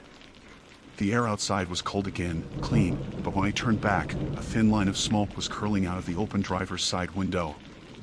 I didn't wait to see more. I grabbed my pack and started walking. The road twisted downhill for nearly a mile before opening onto a gravel pullout overlooking the valley. The fog had mostly burned off now, and through the trees I could see a distant river glinting under the last trace of light. My legs ached, but the silence helped steady me. I set my pack down to rest. The instant it touched the ground, a faint hiss rose from beneath it. Smoke, again thin and steady, rising straight from the dirt. I backed away so fast I nearly tripped. The gravel beneath my boots was warm. That was when I noticed the outline. At first I thought it was shadow, just the way the headlights from the car far up the road caught the ground, but no. The shape was circular, the stones half buried in the soil, forming another perfect ring. There was no mistaking it now. No map error, no coincidence. It had followed me. Something in the earth, or under it, moving wherever I went, leaving its shape behind like a mark. I didn't stay to test the theory. I grabbed my pack, slung it over one shoulder, and ran until my lungs were raw. The night came down fast after that. By the time I reached the first sign of a ranger outpost, the world behind me was pitch black. A single bulb glowed above the wooden door, and I nearly sobbed when I saw it. I pounded on the door, shouting until my voice broke. After what felt like forever, someone answered, a man in uniform, older, gray beard, heavy parka. He took one look at me and stepped aside. "You're the Patel woman, aren't you?" he said quietly. I blinked. "How do you know my name?" He didn't answer right away. He just motioned for me to sit, poured water into a tin cup, and watched as I drank. When I finally stopped shaking enough to speak, I told him everything about the smoke, the fire rings, the figure in the fog. He didn't interrupt, not once. When I finished, he sighed and rubbed the bridge of his nose. "You camped near White Pass, didn't you?" I nodded. He leaned back in his chair. "That area's been closed on and off for years. We've found at least a dozen abandoned fire pits up there. Some old, some recent. Always in the same pattern. Always cold when we find them." I stared at him. "You mean other people have seen the same thing," he said. "Or worse. We stopped documenting it officially a while back. Hard to write up something you can't explain." I wanted to ask more, but my throat tightened. He looked past me then, toward the window, as if listening. For a long moment, neither of us said a word. Then, very softly, we both heard it, 3 knocks against the far wall, muffled, deliberate. He stood up slowly and reached for his radio, though he didn't turn it on. "It doesn't follow everyone," he said quietly. "But if it does, don't camp again. Not anywhere. Not for a long while." I left before dawn. By the time I reached the next town, I convinced myself it was over. The car smelled normal again, the air vent cold. I checked the GPS app one last time. The safe waypoint Cold Campfire 1 was gone. But later that night, when I unpacked my gear in the motel room, I found a smear of gray ash across the side pocket. I brushed it off without thinking. A small stone rolled out and hit the floor, landing with a soft tap tap tap. I didn't pick it up. The next morning, when I stepped outside, the air was still. The motel parking lot empty. But far across the field, a single column of smoke rose straight into the sky, thin and unwavering. No fire, no campers, no sound. Just that impossible smoke. And even from that distance, I could smell it, sweet and damp, like something burning under the earth, waiting for me to come closer again.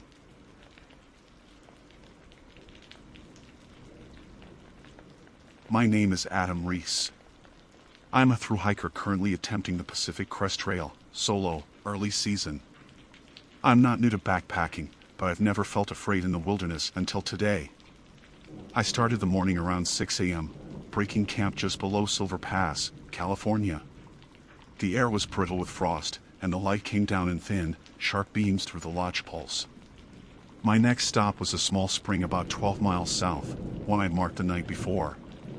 The section between them was mostly switchbacks, long, looping zigzags through high granite faces where the air carried every echo for miles. It was quiet enough that I could hear the snowmelt trickling under the soil. Every sound felt amplified, the squeak of my boots, the click of trekking poles, the strap of my pack tightening against my shoulders. I remember thinking how still everything was. Even the wind seemed to hold its breath. About an hour in, I noticed something odd with the rhythm of my footsteps.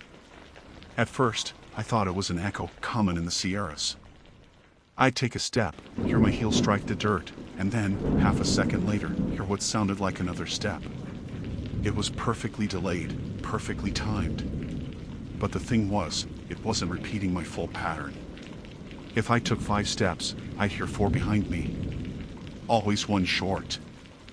I stopped walking and listened. Silence. The trees swayed just enough to whisper, but no one or nothing moved. I turned and scanned the trail. It wound back uphill in tight S-curves, empty in both directions. I could see maybe 100 feet before it vanished around the rock wall. No one. No prints but mine. I shook it off. Altitude can mess with your head, and I'd barely eaten breakfast. I adjusted my pack and kept going. But a few minutes later, it started again. Step, step, step, step, pause. Then 4 steps echoed faintly behind me. Always matching. Always one short. I stopped again.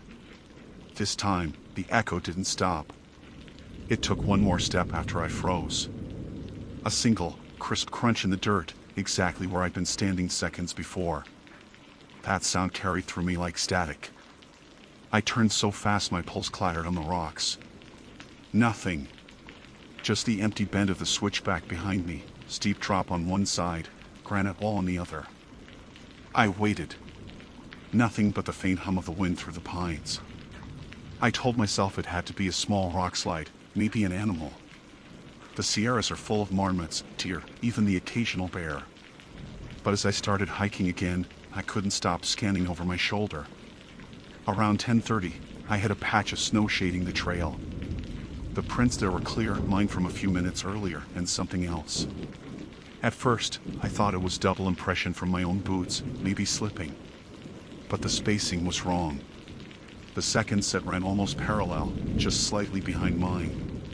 They looked identical in tread, in size, in angle, except they stopped one footprint short each time I paused. That detail made me cold inside.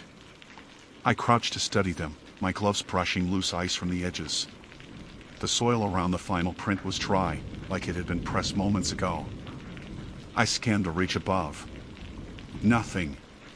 No sound of movement. But I could feel something watching me. That crawling, weightless kind of awareness where your body knows before your mind does. I moved faster after that, pushing downhill through the switchbacks without stopping to rest. The echo of steps followed, still matching, still missing the last. Around noon, I reached a narrow stretch where the trail pinched between two rock faces, a kind of natural corridor, maybe 30 feet long. The light dimmed there, cool and gray. Halfway through, my boot caught on something. I looked down, expecting a root. Instead, I saw a small cairn, 3 stones stacked perfectly on the trail center. Balanced cleanly, deliberate. I hadn't built it. I looked up the slope above it. Nothing but the tree line, steep granite, and the faint hiss of wind in the branches. Then, behind me, gravel shifted. I turned and saw movement, just a flicker, like the shadow of someone stepping out of view around the corner of the switchback. "Hey!" I called out, voice echoing strangely in the rock corridor. No answer. I stood still, waiting. The air seemed to tighten. I could hear my own heartbeat echoing in my ears. Then 4 steps. Slow, deliberate. They stopped right where the shadow had been. I tightened my grip on my poles and backed down the trail. "Who's there?" No response. Only the faint creak of shifting pine roots above. I didn't wait to see more. I pushed on, forcing my pace until I was practically jogging. My lungs burned in the thin air, but I didn't stop until the trail opened into sunlight again. That's when I heard a whistle. It was faint, like someone trying not to be noticed. Just 2 notes high, low, coming from somewhere uphill, where I'd just come from. I turned to look back, and for a second, I thought I saw a shape standing at the top of the last switchback. Too far to make out clearly. Maybe a man, tall and still. But then it shifted, not stepped, not turned, just slid slightly sideways against the backdrop of trees, as if the perspective itself had glitched. My stomach dropped. I blinked, and it was gone. The sound didn't stop, though. The whistle came again, closer this time, followed by that same pattern. Step, step, step, step, silence. I didn't think. I just ran. The trail twisted downhill in loops, and every echo, every crunch of my boots, every rustle of wind made my chest tighten. My mind started to fracture between logic and fear, trying to decide if I was hallucinating, if the altitude was doing something to me, if maybe there was another hiker who just happened to be copying me. But the pattern was too exact. And when I finally reached the next junction, the one marked for Bear Creek, the echo stopped completely. I froze in the silence. The kind that feels too heavy, or even your breath sounds intrusive. Then I heard one final step, close enough that small pebbles rolled near my heel. It was the only step I didn't take. I turned slowly, expecting, hoping to see someone there. Another hiker. Anything human. But the trail behind me was empty. Only one thing had changed. The cairn I'd seen earlier? There was another one now, built perfectly at the edge of the junction, pointing downhill. And this one had 4 stones stacked, not 3. I stood there staring at the new cairn, the sunlight slicing through the trees like dull blades. 4 stones stacked just like before. Too even to be random, too recent to be natural. I knelt beside it, trying to steady my breathing, telling myself someone else must be on the trail. Maybe a hiker ahead of me leaving markers. That happens sometimes. But then I remembered the shape at the top of the switchback, the way it had shifted, not walked. The whistle that followed. I picked up the top rock from the cairn, half expecting it to be warm. It wasn't. Just cold, smooth granite. But when I turned it over, I saw something carved faintly underneath, a small notch, straight and deliberate, almost like a tally mark. I put the stone back and stepped away. For the next few miles, I kept waiting for the footsteps to start again. Every sound around me, the clatter of a bird wing, the scratch of wind through brush, made my pulse jump. But the echo didn't come back. Just the silence, stretching too long between each step. Around 2 p.m., I stopped at the spring I'd marked on my map. It was smaller than I remembered, barely a trickle of clear water running through a shallow basin. I crouched down, filled my bottle, and let the cold bite into my fingers. For a few minutes, I almost managed to convince myself I was fine. Then I saw something move in the reflection. It was faint, like a figure standing behind me in the warped shimmer of the water. I spun around, heart slamming against my ribs. Nothing there. Just the trail winding uphill again, bright and empty. I glanced back down. The reflection was still rippling, but the shape was gone. I backed away from the spring, screwed my cap on tight, and told myself I needed to eat. Dehydration, altitude, low blood sugar, any of it could mess with perception. I sat down on a fallen log and pulled out a protein bar. My hands were trembling so badly I could barely tear the wrapper. Somewhere behind me, a small pebble rolled across the dirt. That sound, tiny as it was, sent a wave of adrenaline through me. I turned my head slowly. Nothing. Then, from farther up the trail, came a low whistle. 2 notes again, high, low. The same ones as before. Stop it. I yelled, voice cracking in the thin air. It echoed up through the pines, bounced off rock, and came back to me twice as loud. Then silence. I waited for another whistle, but instead, I heard the crunch of 4 measured steps. I don't know why that detail mattered so much. 4. Always 4. Then nothing. I grabbed my pack and kept moving, not running but fast enough that my legs started to burn. The trail narrowed again, twisting through a slope of loose shale. Every few minutes I glanced behind me, half expecting that shape to appear again at the last curve. The light began to shift, flattening into the gray-yellow tone that means late afternoon in the mountains. The kind of light that erases shadows but somehow makes everything feel darker. That's when I came across the footprints again. They were clearer this time, pressed into a thin layer of silt where snowmelt had crossed the trail. The same tread as mine, heel and toe perfectly aligned. Only they stopped halfway through the next curve. No turnaround marks. No deviation. Just vanished mid-stride. I stood there too long, staring at them, trying to think of a rational explanation. But the truth was already settling in my gut like cold lead. Something had been following me, matching me, mimicking me, and it didn't move the way people move. I forced myself to keep walking. The trail curved back south toward a small overlook known as the Shelf, a narrow ledge cut into the slope where hikers sometimes camp if they're desperate. My plan was to rest there, catch my breath, and maybe wait for another hiker to come through. When I reached it, the light was already fading behind the ridge. The valley below was awash of deep blue shadow. I dropped my pack, sat down on the edge, and tried to calm myself. For the first time all day, the echo of steps was gone completely. Then I heard breathing. Soft at first. Not the wind. Not mine. It came from somewhere just uphill, a slow, uneven inhale. Long pause. Then exhale. I froze. My body refused to turn, as if some part of me already knew what I'd see. When I finally did, there was nothing there. Just the trees, spaced evenly along the trail, their trunks fading into the dark. The breathing stopped. Then, a whisper. At first I thought it was wind threading through pine needles, but it formed a word. A name. Mine. Adam. The sound was so close it felt like it brushed the back of my neck. I stumbled forward, grabbed my pack, and bolted.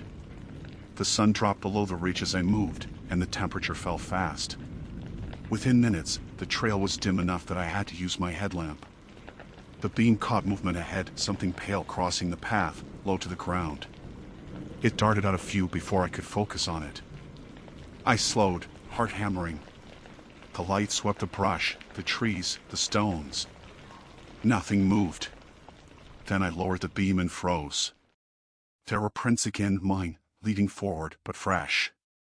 Too fresh. The soil hadn't settled yet. I reached down with shaking fingers, touched one. Still warm. That's when I understood. It wasn't following behind me anymore. It was ahead. The forest had gone completely still. Not a breath of wind, not a sound of insects. Even the air felt wrong, too thick, like something heavy was pressing down from above. Then, from somewhere just ahead on the trail, came the faintest sound. Step. Step. Step. Step. followed by silence. I turned off my light. I don't know why, it was instinct, something primal. I crouched low, waiting, eyes straining in the dark. The steps stopped too. For maybe 30 seconds, there was nothing. Then, quietly, from the dark curve ahead, came a voice. Perfectly matching my tone. Adam Reese. It didn't sound like me. It was me. And then, just before the light completely died, I saw something step onto the trail, a shape my exact height, wearing what looked like my pack. It smiled, or at least bent its face in the same motion. The headlamp flickered once before dying completely, leaving me in absolute dark. For a moment, I thought maybe my eyes were just adjusting, but no, there was nothing. Just a faint, metallic taste of panic coating my tongue. I could still see the outline of that figure ahead of me, half there and half not, like the air around it was slightly warped. It stood perfectly still. So did I. The silence pressed down hard enough to hurt. Then, in one smooth motion, it tilted its head just enough to make the sound of my own neck creak in memory. I didn't realize until later that it was copying the exact angle I turned mine a few seconds earlier. Not similar. Identical. I took one step back. It didn't move. I took another. It took one forward. And that fifth step, the one it always skipped before, landed perfectly in time with mine. I turned and ran. Branches snapped against my arms, my pack slammed into my spine, and every breath felt like knives in my throat. I didn't look behind me. I didn't need to. I could hear its steps falling with mine, exactly, everyone matched beat for beat. There was no echo anymore. Just a twin rhythm in the dirt. After what felt like forever, I saw a dim light ahead. For a second, I thought it was the moon catching on a rock. Then I realized it was firelight. Someone's camp. I practically stumbled into it. A small fire burned in a shallow pit beside the trail, unattended but still warm. No tent. No pack. Just a circle of ash and a single trekking pole lying beside it. I crouched down, panting, scanning the shadows. Hello? My voice sounded small, strangled. No answer. I looked at the trekking pole. It was black, carbon fiber, the same model as mine. I picked it up. My initials were carved faintly near the handle, AR. My stomach turned to ice. A sound rose behind me, faint at first like the wind pushing through pine needles. But then it formed that same two-note whistle. High. Low. I dropped the pole and bolted off the trail, crashing through brush, sliding down a slope until I hit the edge of a small ravine. My knee hit rock, but I barely felt it. I pressed my back against the dirt wall, forcing myself to stay still. The whistle came again, closer this time. I turned off every light, pressed my hand over my mouth, and tried not to breathe. Through the dark, I could hear the crunch of steps at the top of the slope. 4. Then silence. Something moved just above me, pacing the rim. Slow, deliberate. I waited for the sound of it moving away, but it didn't. It just hovered. Like it was listening. The night was so still I could hear my own heartbeat pounding in my ears. Then I heard it again, the same low breathing I'd heard on the ledge earlier. Close now. Too close.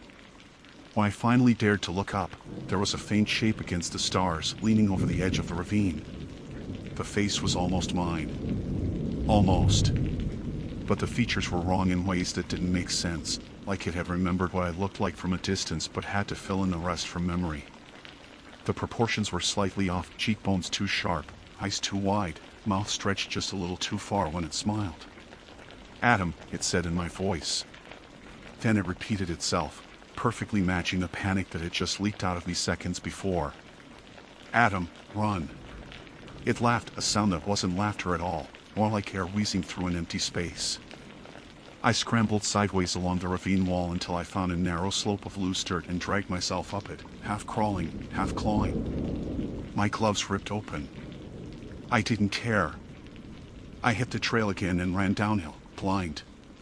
Somewhere behind me, I heard it moving too, but not like before. The steps weren't aligned anymore. They came faster, uneven, like whatever it was had stopped pretending. The forest blurred into streaks of shadow and light. Every few seconds I'd catch glimpses of it between trees, that same human outline flickering in and out, keeping pace but not quite solid. Then, just as I rounded another switchback, I saw movement ahead, a headlamp beam cutting through the dark. A voice called out, "Hey! You okay?" Relief hit so hard it almost made me collapse. I stumbled toward it, waving my arms. "Yes.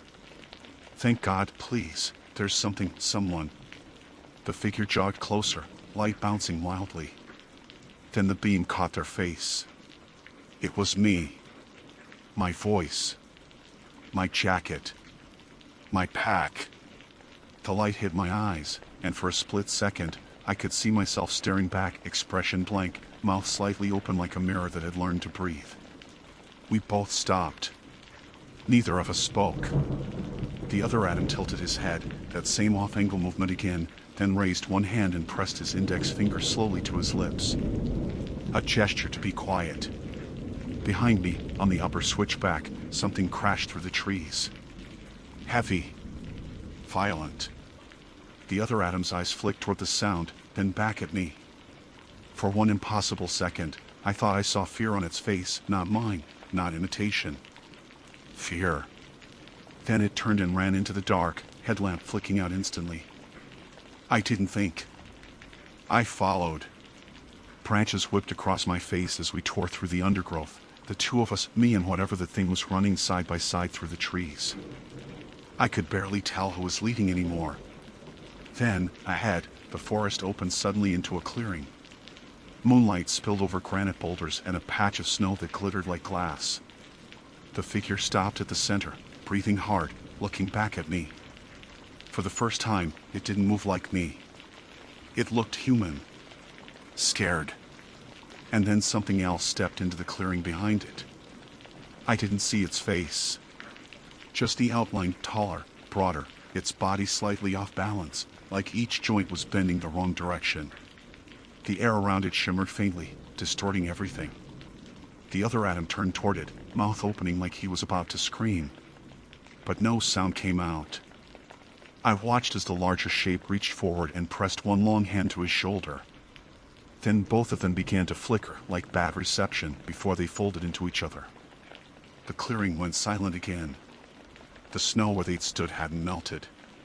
It was just gone. And when I finally stepped forward, shaking, there was a fifth cairn there, 5 stones stacked perfectly in the center of the clearing.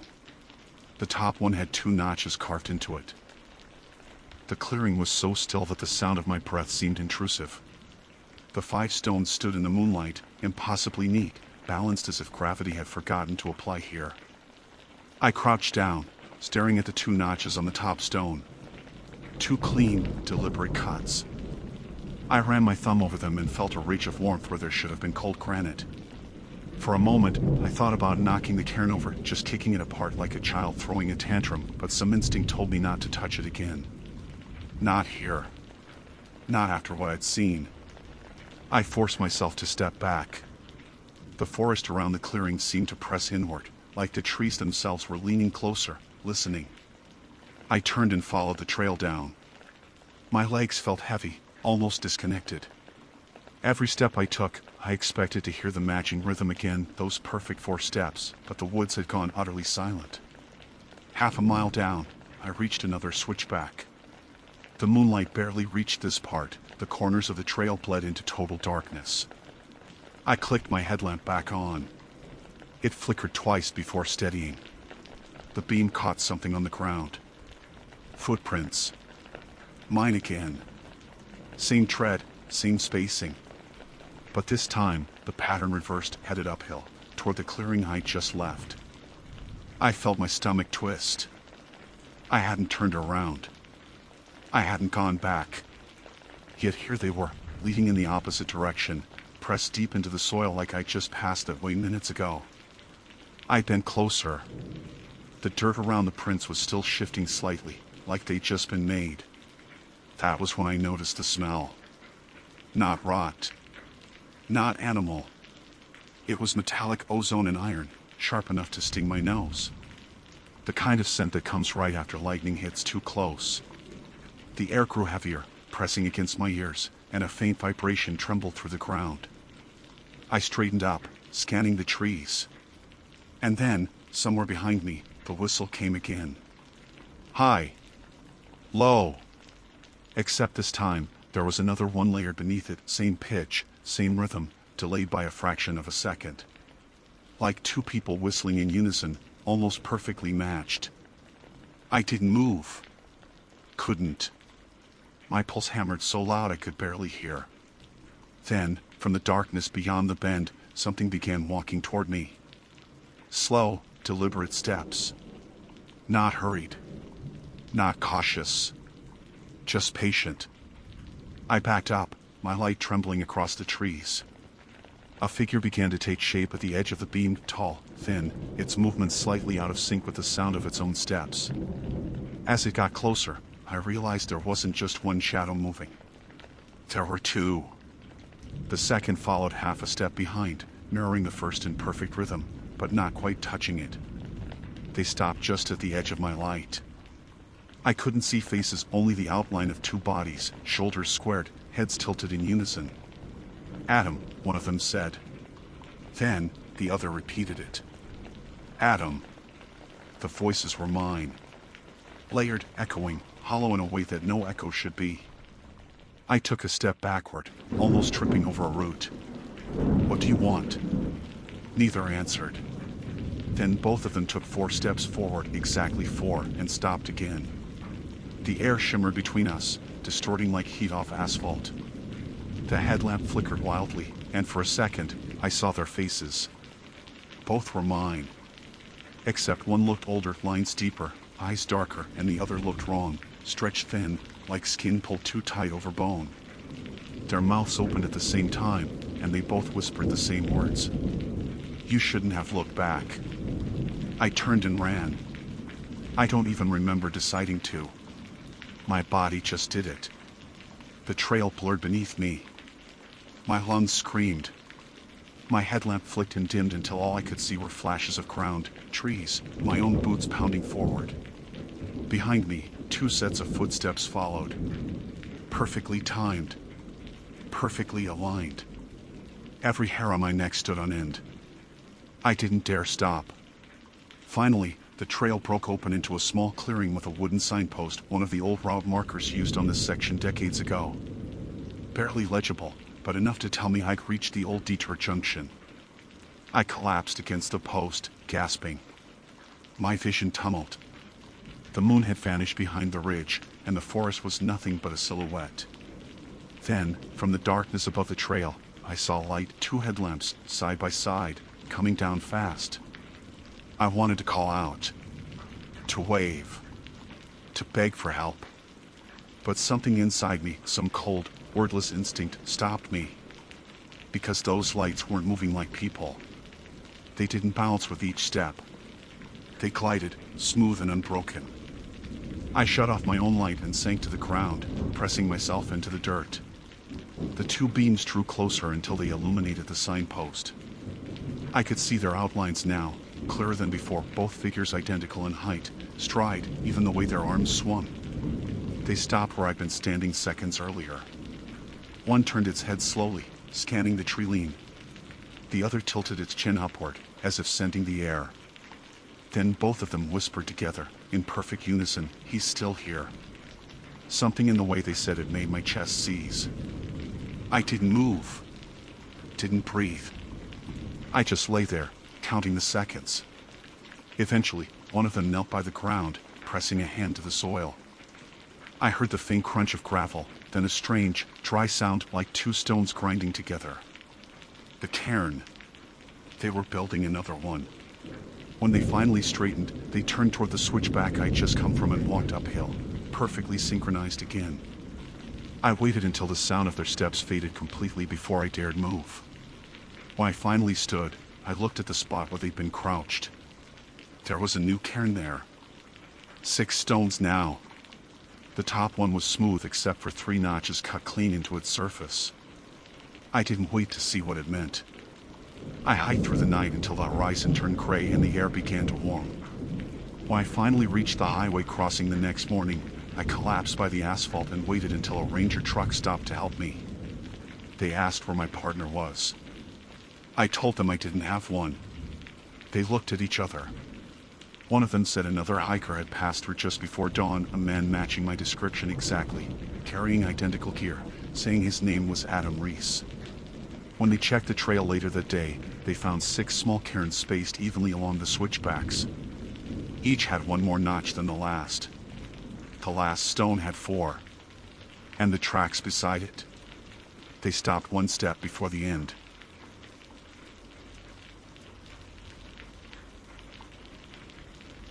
My name is Aaron Maddox. I'm a field geologist under contract with the Wyoming Geological Survey, assigned to map mineral seams across the Red Butte Range.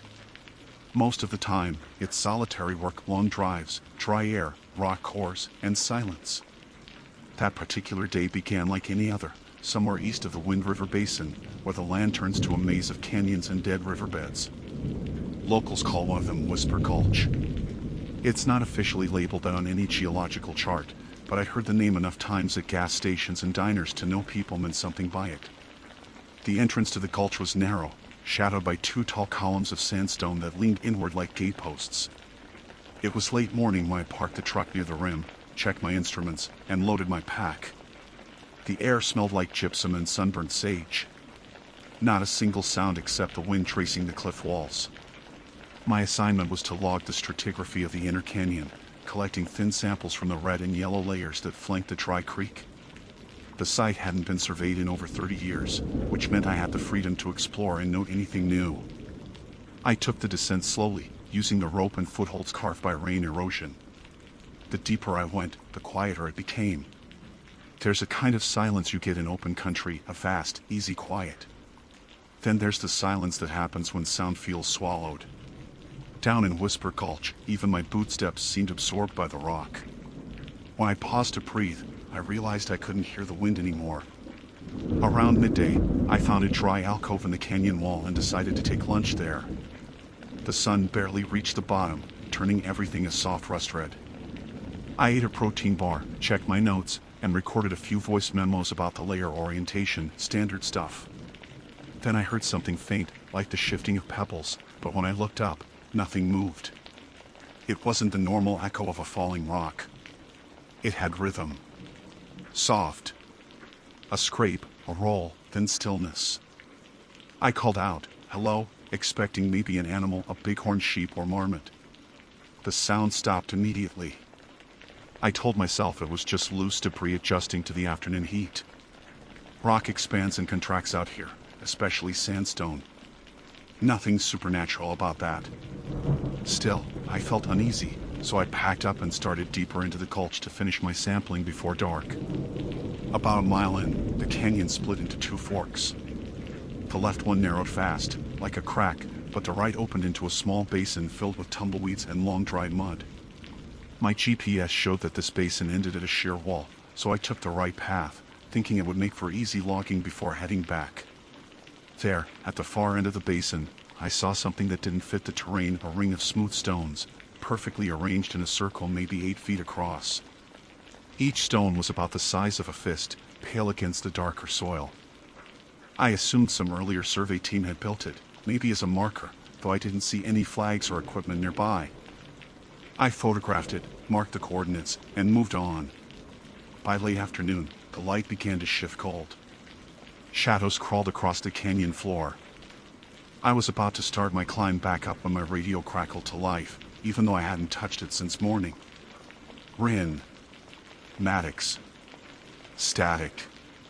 Then again, quieter. Aaron. I froze. The range unit was supposed to be on the emergency frequency only. I pressed transmit and said, "This is Maddox." "Who's calling?" No answer. Just the same hiss of static. I checked the channel. It was still set to emergency. My mind went through the rational list: cross-frequency interference, reflection from the cliffs, maybe even an open mic from a distant base. I tried again. Repeat, this is Maddox. Identify. The radio stayed silent. At that point, the sun had dropped below the rim, and the canyon fell into shadow. I decided not to overthink it. I packed up the last of my samples, slung the hammer back to my belt, and started the climb. That's when the air changed. I've spent years in the field, storms, flash floods, even dust devils, but this was different. It was as though the pressure itself had thickened, like a weight settling on my shoulders. My ears popped. I thought maybe a storm front was moving in fast.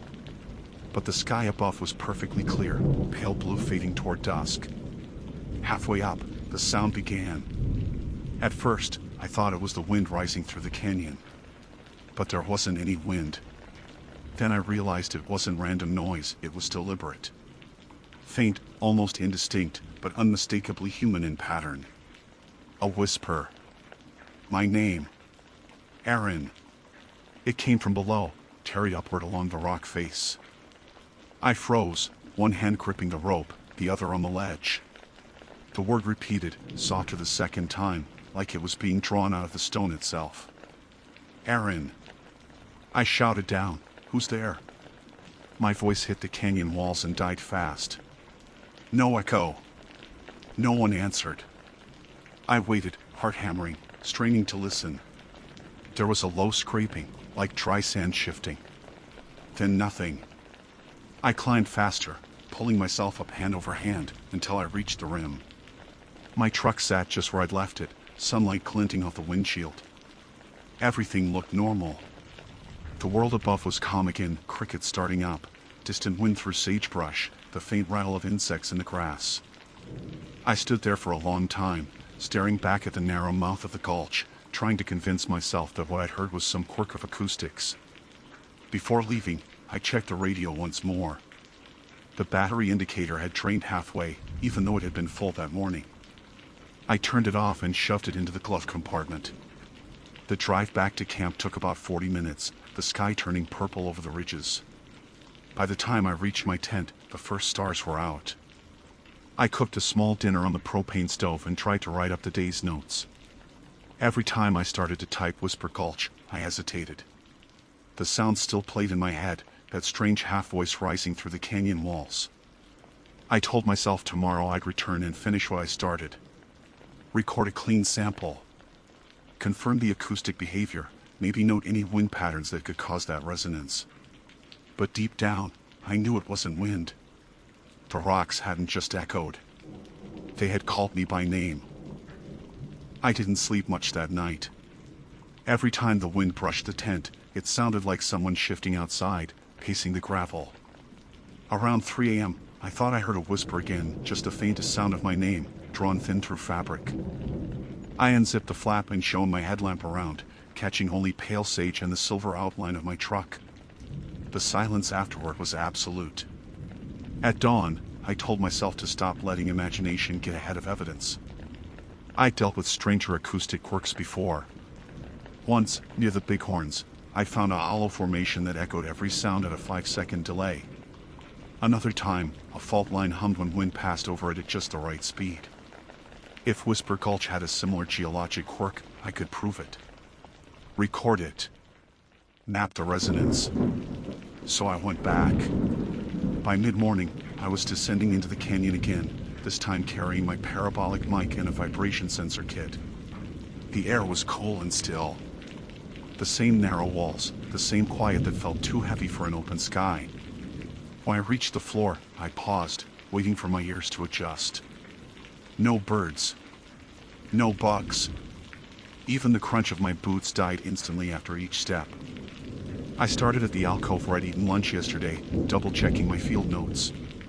Everything matched strata layers, mineral bands, depth markers. Nothing unusual. Then I moved toward the basin where I'd seen the stone circle. It was still there. But the circle had changed. Some of the stones were rearranged. 2 of them had rolled inward, narrowing the gap between the ring's edges. I squatted down, studying them carefully. The prints in the dust were shallow, no sign of animal tracks or dragging. Just the subtle impression of movement, as if something beneath the ground had shifted them slightly while I was gone. I touched one stone. It was warm. Not sun warm, though the canyon floor was shaded. This warmth felt internal, like the stone itself was radiating faint heat. I checked the temperature with my surface probe, 91 degrees Fahrenheit. The ambient air temperature was barely 72. I stepped back and started recording audio with a mic. The input registered a faint static hiss, similar to low wind noise, though I couldn't feel any air movement. Then, beneath that hiss, something faint began to rise. Rin. I froze. The waveform on my recorder spiked. My heart thudded so hard I almost dropped the mic. Aaron. I yanked the headset off, but I could still hear it faintly, not through the device, through the canyon itself. Like the sound wasn't traveling through air but through the stone, reverberating up from below.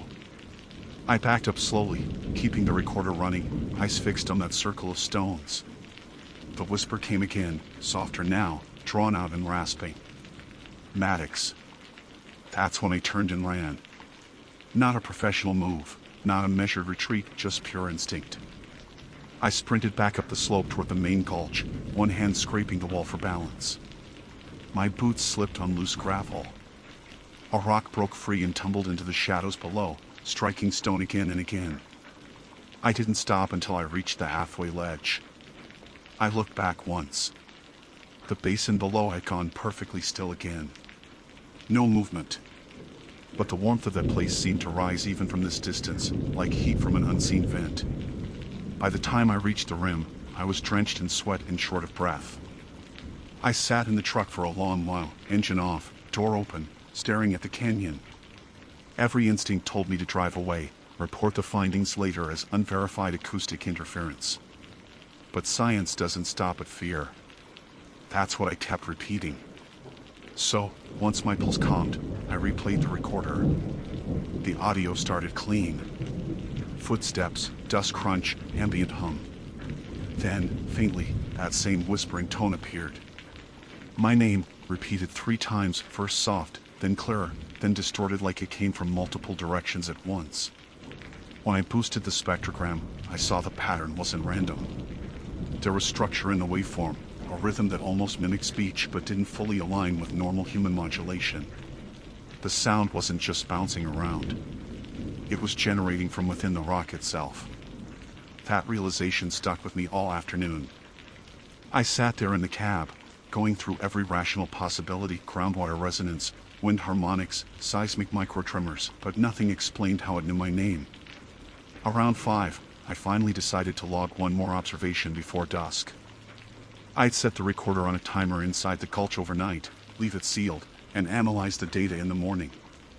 I'd sleep in the truck this time, safer than the tent, and keep the engine close if I needed to leave fast. By the time I re-entered the canyon, the light was turning amber. I climbed down to the first ledge, set up a tripod, and positioned the mic to face the main basin. I kept my distance from the circle. Everything was quiet again. No movement, no sound. As I turned to leave, something behind me shifted. A tiny clatter, like pebbles dropping. I turned slowly. All along the opposite wall, fine lines had appeared in the sandstone. Not cracks, more like engravings, faintly etched and fresh enough that dust still fell from them. They formed no clear pattern at first, just marks like tally strokes. But as I followed their curve upward, I realized they converged into shapes. Letters. M-A-D-D-O-X. I stumbled backward, staring as the last stroke of the X seemed to darken on its own. The dust hadn't even settled yet. The whisper came again. Close this time. Right behind me. Aaron. I spun, flashlight raised. Nothing. Just stone. My knees gave slightly, adrenaline burning through every muscle. I ran back toward the mouth of the canyon, light shaking in my hands, beam bouncing across the red walls. The whispers followed, not loud, but everywhere at once, carried by the rock itself. By the time I reached the top, night had fallen. The sky was a sheet of deep blue, and the canyon mouth behind me glowed faintly with trapped dusk. I climbed into the truck, locked the doors, and sat in the dark for what felt like hours. Eventually, exhaustion won. I turned the recorder's remote switch on and tried to rest. The radio stayed off. The world outside was still. Then, sometime after midnight, something tapped the side of the truck. Just once. Not a branch. Not an animal. A single, deliberate tap against metal. I held my breath. Waited. Then came the whisper again, muffled by the cab but clear as thought. Aaron. It was right outside the window. I don't remember deciding to move. One moment I was frozen in the cab, staring through the dark glass, listening to that whisper slide along the metal. The next, I had grabbed my flashlight and flung the door open. The beam cut through the dark, shaking with my pulse. There was nothing there. Just the silent rim of Whisper Gulch, the truck's tires half in shadow. The wind had died completely. Even the smell of sage had flattened out. I stood there, the flashlight sweeping over the ground. The dirt looked untouched except for my own boot prints. Then I saw something that made my skin crawl. Near the back tire, a small pile of stones. 3 of them. Perfectly stacked, pale against the dark gravel. They hadn't been there before. I nudged the top stone with my boot. It rolled free easily, no sign it had been cemented or pressed down. Whoever or whatever had placed it had done so quietly. Deliberately. I forced myself to speak aloud, to fill the silence. If this is some kind of joke, I said, you're about to have one very angry geologist on your hands. My voice barely carried. It felt swallowed by the air, the way it had down in the canyon. I picked up the stones, tossed them into the truck bed, and climbed back in. I locked the doors again and turned on the dome light just to feel human. Sleep wasn't an option. I sat upright all night, eyes fixed on the windshield, half expecting to see movement beyond it. The whisper didn't return, but the quiet felt wrong, like the world was holding its breath. At first light, I stepped outside again. The canyon looked harmless in daylight. Beautiful, even. Pale red walls glowing gold, morning mist curling along the ridges. But something had changed in me. The stillness no longer felt natural, it felt staged, like the landscape was pretending. I decided I needed proof before I left. The recorder I'd left on the ledge had been running all night, and if I could bring back the audio, maybe I could analyze what was happening. Quantify it. Put numbers to the fear. The descent into the gulch felt slower this time, heavier. The silence deepened again the farther I went. It wasn't until I reached the ledge where I placed the mic that I realized I could see my own boot prints from yesterday, perfectly preserved, side by side. But there were others too. New ones. Bare footprints, small, human-shaped, leading from the basin toward the ledge. They stopped exactly where I'd stood when I set the mic. Then vanished. The recorder was still there, its indicator light blinking red. I turned it off and pocketed it, feeling the battery heat against my palm. The casing was warm, too warm for an overnight in desert air. I didn't open it. I didn't want to see the waveform yet. When I looked toward the basin, I froze. The circle of stones had grown. It wasn't 8 feet across anymore, it was at least twice that.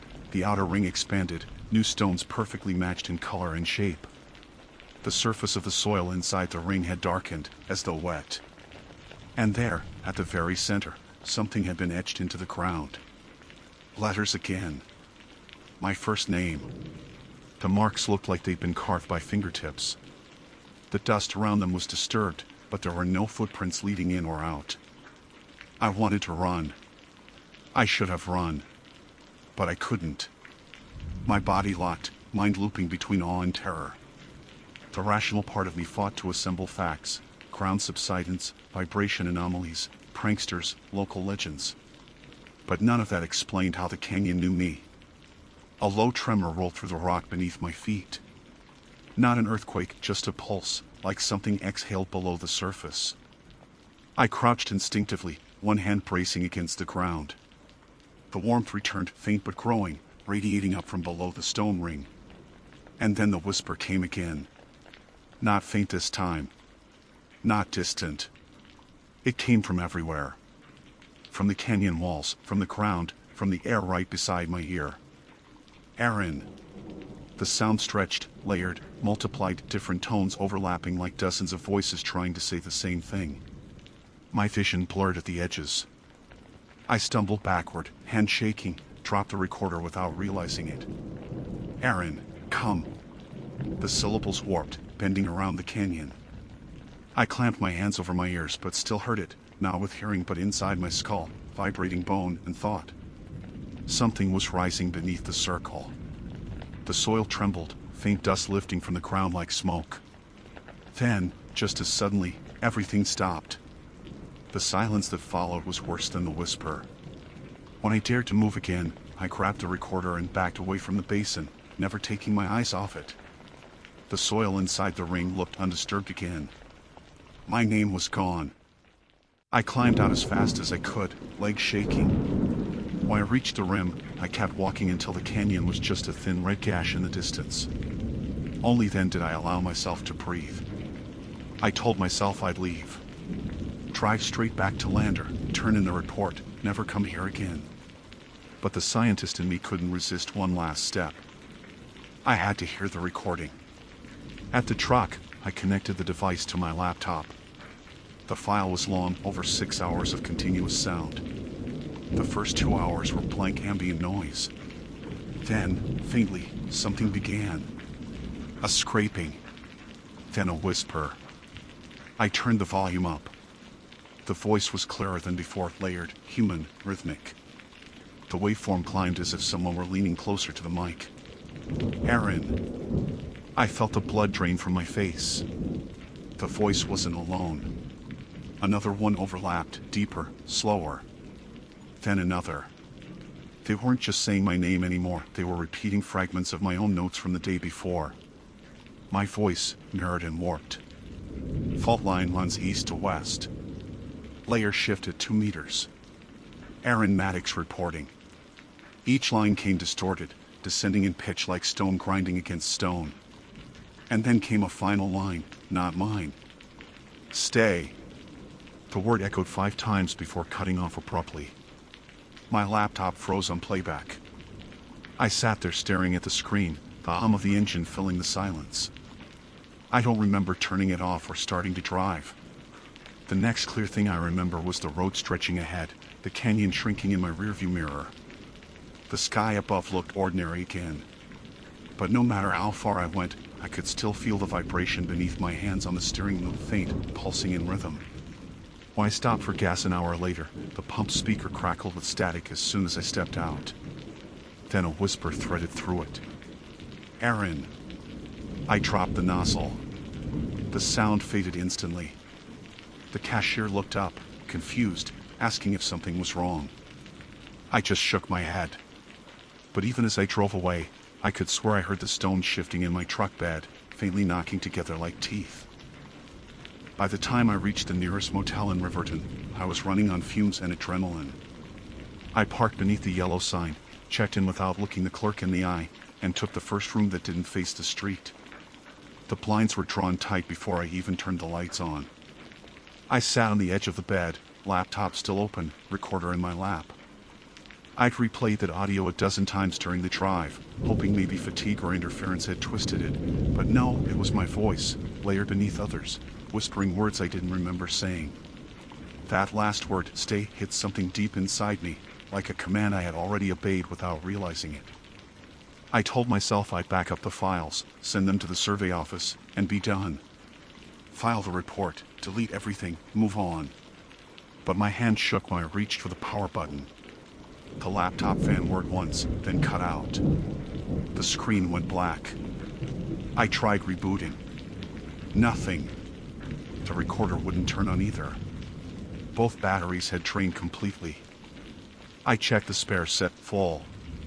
Fresh from the case. But the devices wouldn't draw power. That's when the room's air changed. You notice things like that when you spend years outside, the weight of air, the way sound carries. It went flat again, like the canyon. No hum from the fridge, no rattle from the vent, not even distant traffic. I felt pressure behind my ears, a familiar pop. I whispered to myself, it's just barometric drop, that's all. But I didn't believe it. From somewhere inside the room came the faintest scrape, like sand shifting across tile. I turned slowly toward the kitchenette. Nothing moved. I crouched and checked the floor. A thin line of dust was forming, trickling out from the base of the sink cabinet. The whisper followed. Aaron. I backed up so fast I hit the nightstand.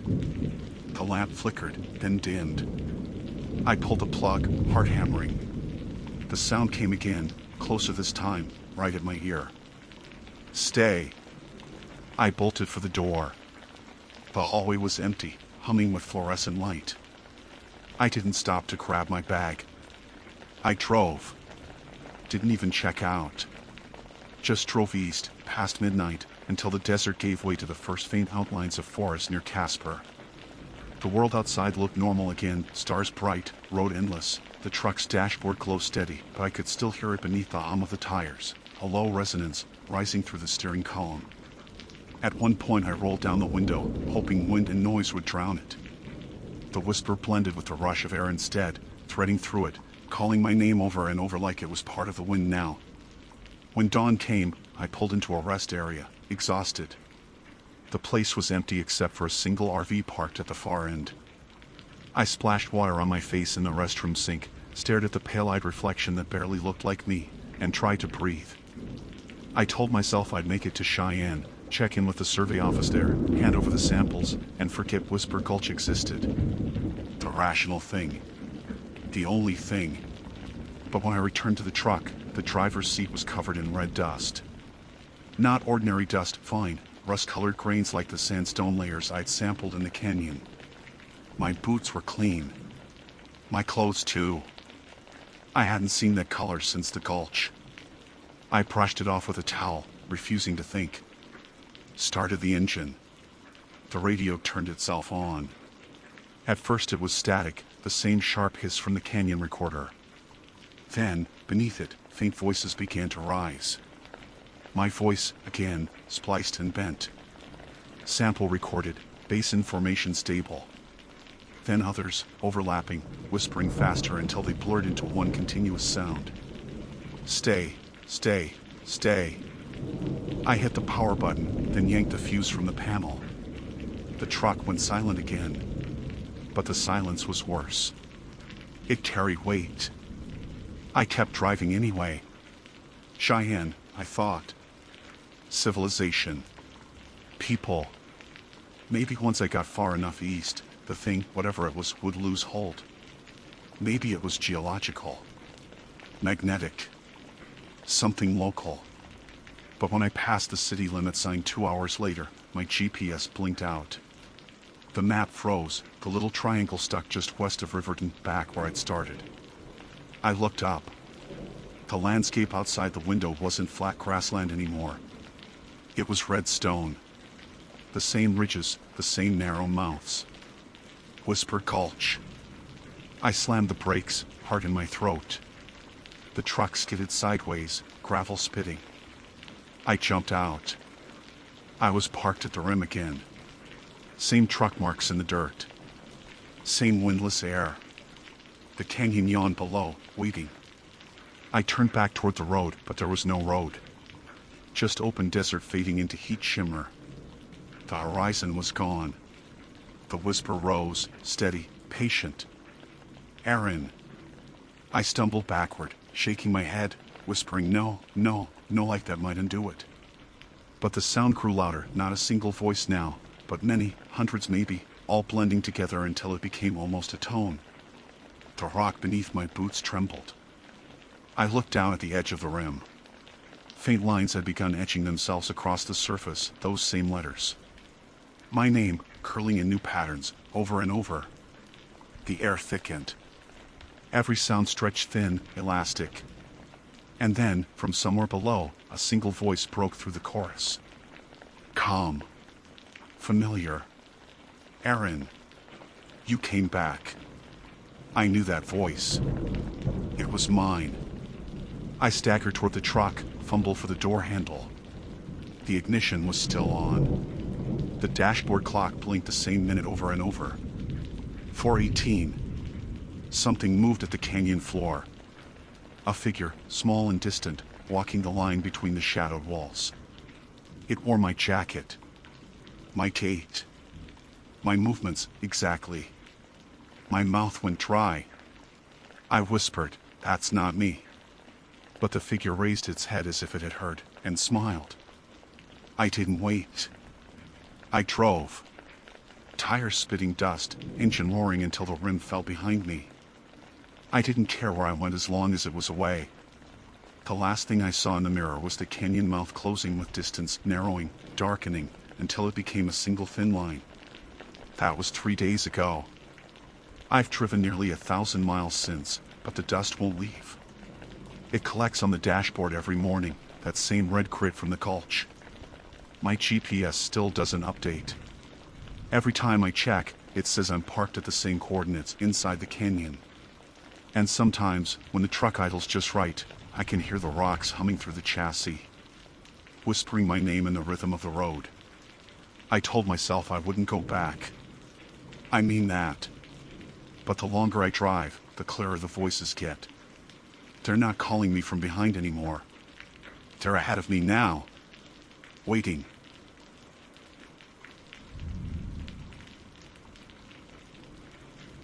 My name is Drew Callan. I'm a weekend backpacker, nothing serious, nothing extreme.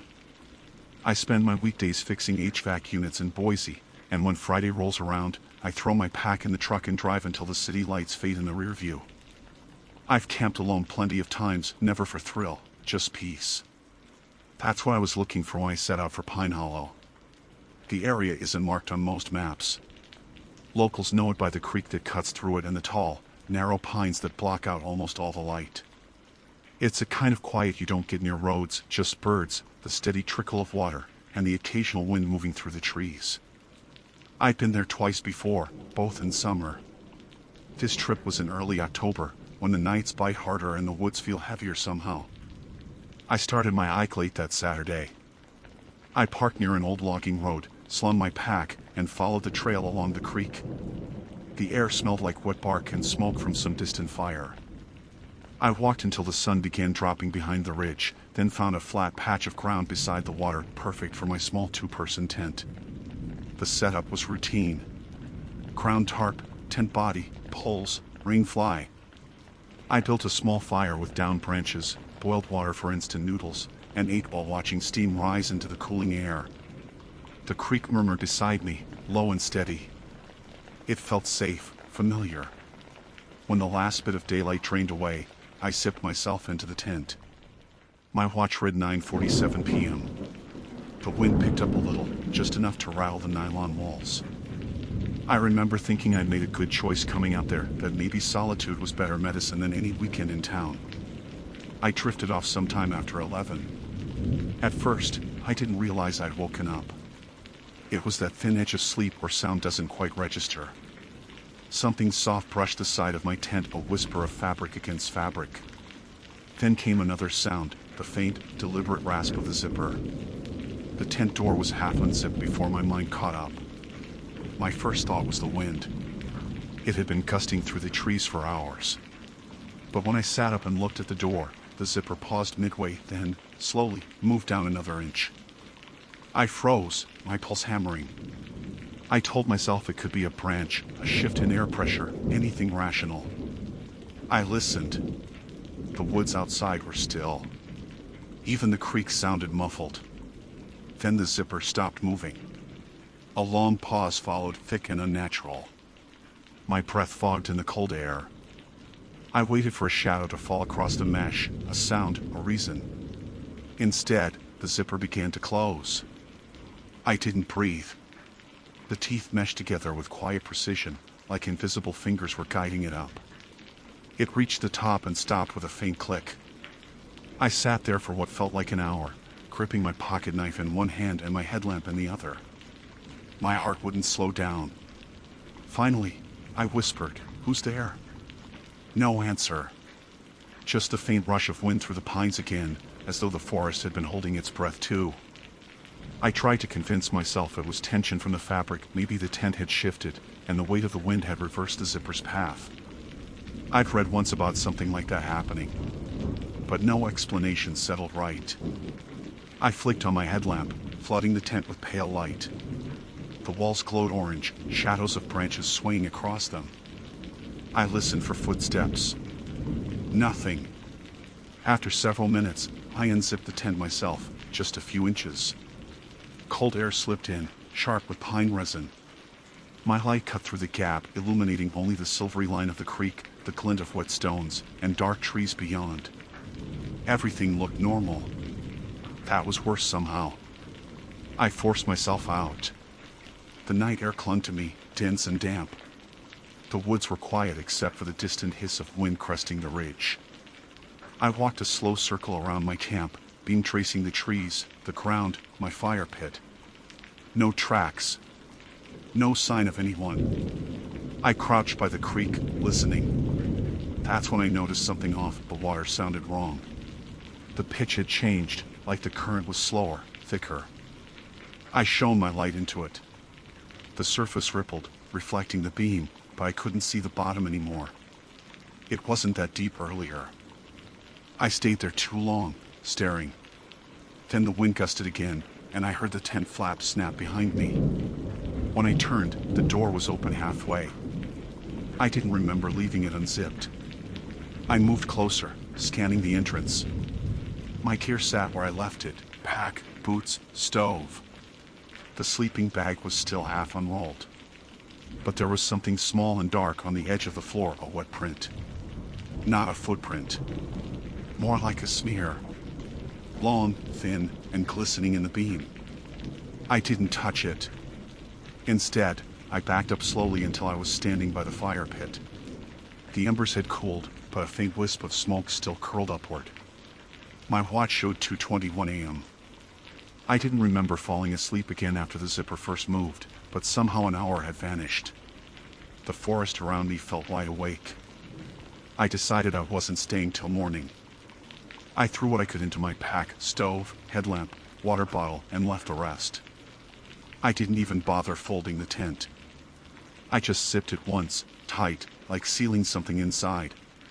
The trail back to the truck followed the creek north. My light bobbed between the trees, catching bits of mist. My footsteps sounded too loud. Every few minutes I'd stop, thinking I heard another pair behind me. Each time, silence closed back in. About 15 minutes in, the trail curved along a steep embankment. That's when I heard it again, the zipper sound. Not from the tent this time. Ahead of me, somewhere in the dark. A long, deliberate zip. Then nothing. I raised my headlamp, hand shaking. The light washed over the trees, catching glimpses of pale bark and empty space. The sound didn't repeat. I forced myself forward. One step. Another. When I reached the bend, I saw the shape. A tent smaller than mine, maybe older, the kind of army green canvas that mildews if you leave it damp too long. It sat 20 feet off trail, just visible in the beam. The flap hung open. There was no movement. No gear outside. No campfire ring. Still, I could smell smoke. Fresh, like something had burned minutes ago. I don't know why I stepped closer. Maybe because silence feels heavier when you don't fill it. I moved within a few feet of the tent and called out again. My voice cracked the air, but the wood swallowed it. Then something inside shifted, just a small sound, like fabric tightening. I froze, waiting. My light trembled on the flap. A faint breeze stirred the opening, pushing the fabric aside. For a second, I thought I saw a face. Pale, still, eyes open. Then the flap fell shut again. I stumbled back, hit a root, and nearly dropped the light. When I steadied it again, the tent was gone. Only the patch of flattened grass remained. The forest had gone completely silent. And somewhere behind me, down by the creek, I heard the sound again, metal teeth sliding apart, slow and patient. The zipper opening. I didn't run, not at first. I just stood there, light trembling in my hand, my mind refusing to catch up. The sound from the creek went on, soft, careful, like someone opening a bag or a coat. I turned toward it, the beam cutting through the dark. The mist had thickened, rolling low over the ground like smoke, and the water glimmered faintly through it. Something moved near the bank. A hunched shadow, there and gone again. That broke me. I turned and started up the trail, fast but quiet, every nerve screaming not to look back. I remember thinking how loud my breath was, how wrong the air smelled like iron and cold mud. The trees pressed close, their trunks warping the light into shapes that shifted as I passed. After a few hundred feet, I stopped to listen. Nothing followed. Just wind whispering high in the pines. I tried to steady my breathing and tell myself it was an animal, maybe a raccoon nosing through my tent. My brain wanted to file it under normal, even though I'd seen that other tent vanish. When I finally checked my watch again, the numbers made no sense. 2:14 a.m. The exact time I first woke into the zipper sound. My stomach dropped. I must have misread it before. That had to be it. I started walking again. The trail wound uphill, skirting a ridge before dropping toward the logging road. I knew the route well enough. It should have been a simple 40-minute hike back. But after 10, maybe 15 minutes, I hit the creek again. That wasn't possible. I stopped dead. The same cluster of fallen logs lay across the water, and the same bend of trees leaned toward the opposite bank. My tent, still zipped tight, sat exactly where I'd left it. I remember whispering, "No. No, that's wrong." The mist swirled around the tent like breath. I could see my footprints from before, darker patches in the damp soil leading straight to it. I hadn't turned around. I knew I hadn't. My first instinct was to grab my gear and bolt, but the air around the camp felt thick, charged. I didn't want to go near the tent again. I circled wide instead, keeping the creek between us, scanning the trees for any path that might veer off. My light kept flickering, like the battery was dying even though I charged it fully that afternoon. As I moved, I noticed something else. The forest was too quiet. No wind now, no insects. Even the water's sound had flattened, like the world was holding still. I found a faint animal path leading uphill and took it, scrambling over roots until I reached a small ridge. From there, I could see the glow of the creek below, moonlight glinting off it in broken flashes. I stopped to catch my breath. That's when I heard it again. Not the zipper this time, just a slow, dragging sound, like something heavy being pulled through the leaves. It came from where my tent sat. The noise stopped, then started again, closer. A pause. Then another drag. I crouched behind a log and killed my light. The dark closed in immediately. My eyes adjusted just enough to catch movement below, something pale shifting beside the tent. It was tall, almost human-shaped, but wrong in its proportions. Too long in the arms, head tilted low as if it were listening. The tent zipper moved again, glinting faintly in the moonlight as it slid open halfway. I must have made a sound, because the shape turned abrupt, like an animal catching scent. I ducked behind the log, heart hammering, forcing myself not to move. The dragging sound stopped. A long silence followed. Then, from right behind me, a voice whispered, "Drew." It was soft, careful, almost curious. I didn't think. I bolted. Branches whipped at my face, my pack bouncing against my shoulders. I didn't care where the trail went anymore, I just wanted distance. The forest blurred into streaks of black and gray, my lungs burning. I tripped once, hit the ground hard, and rolled. When I looked up, the trees had changed again. Thicker now, closer together. I didn't recognize them. I shone my light around, desperate for anything familiar. Instead, the beam caught something ahead, fabric. Another tent. I almost screamed. This one looked newer, cleaner, maybe even modern red nylon, the kind you buy at REI. The zipper was half open. I didn't want to go near it, but part of me needed to see. Needed to know I wasn't losing my mind. I edged closer, holding my breath. The ground here was soft, the air colder. I could see my reflection in a small puddle, eyes wide, face ghost white in the light. The tent flap moved slightly, like something inside had shifted. "Hello?" I called, my voice barely there. "Anyone?" A hand came out. Pale. Thin. Fingers too long, skin wet as if it had been submerged. It gripped the edge of the tent and slowly dragged the rest of the flap open. I stepped back, light trembling. There was no one inside. The hand wasn't attached to anything. It lay there for a second, twitching faintly, before curling on itself and going still. My light flickered again. When it steadied, the hand was gone. I turned and ran. This time, I didn't stop. The ground sloped down, and soon I could see the faint silver of the creek again through the trees. I didn't care that it made no sense. I just wanted out. The mist thickened until it was like running through fogged glass. The cold bit into my lungs. I stumbled out onto a clearing, tripped, and fell to my knees. And there it was. My tent. Still zipped. Still untouched.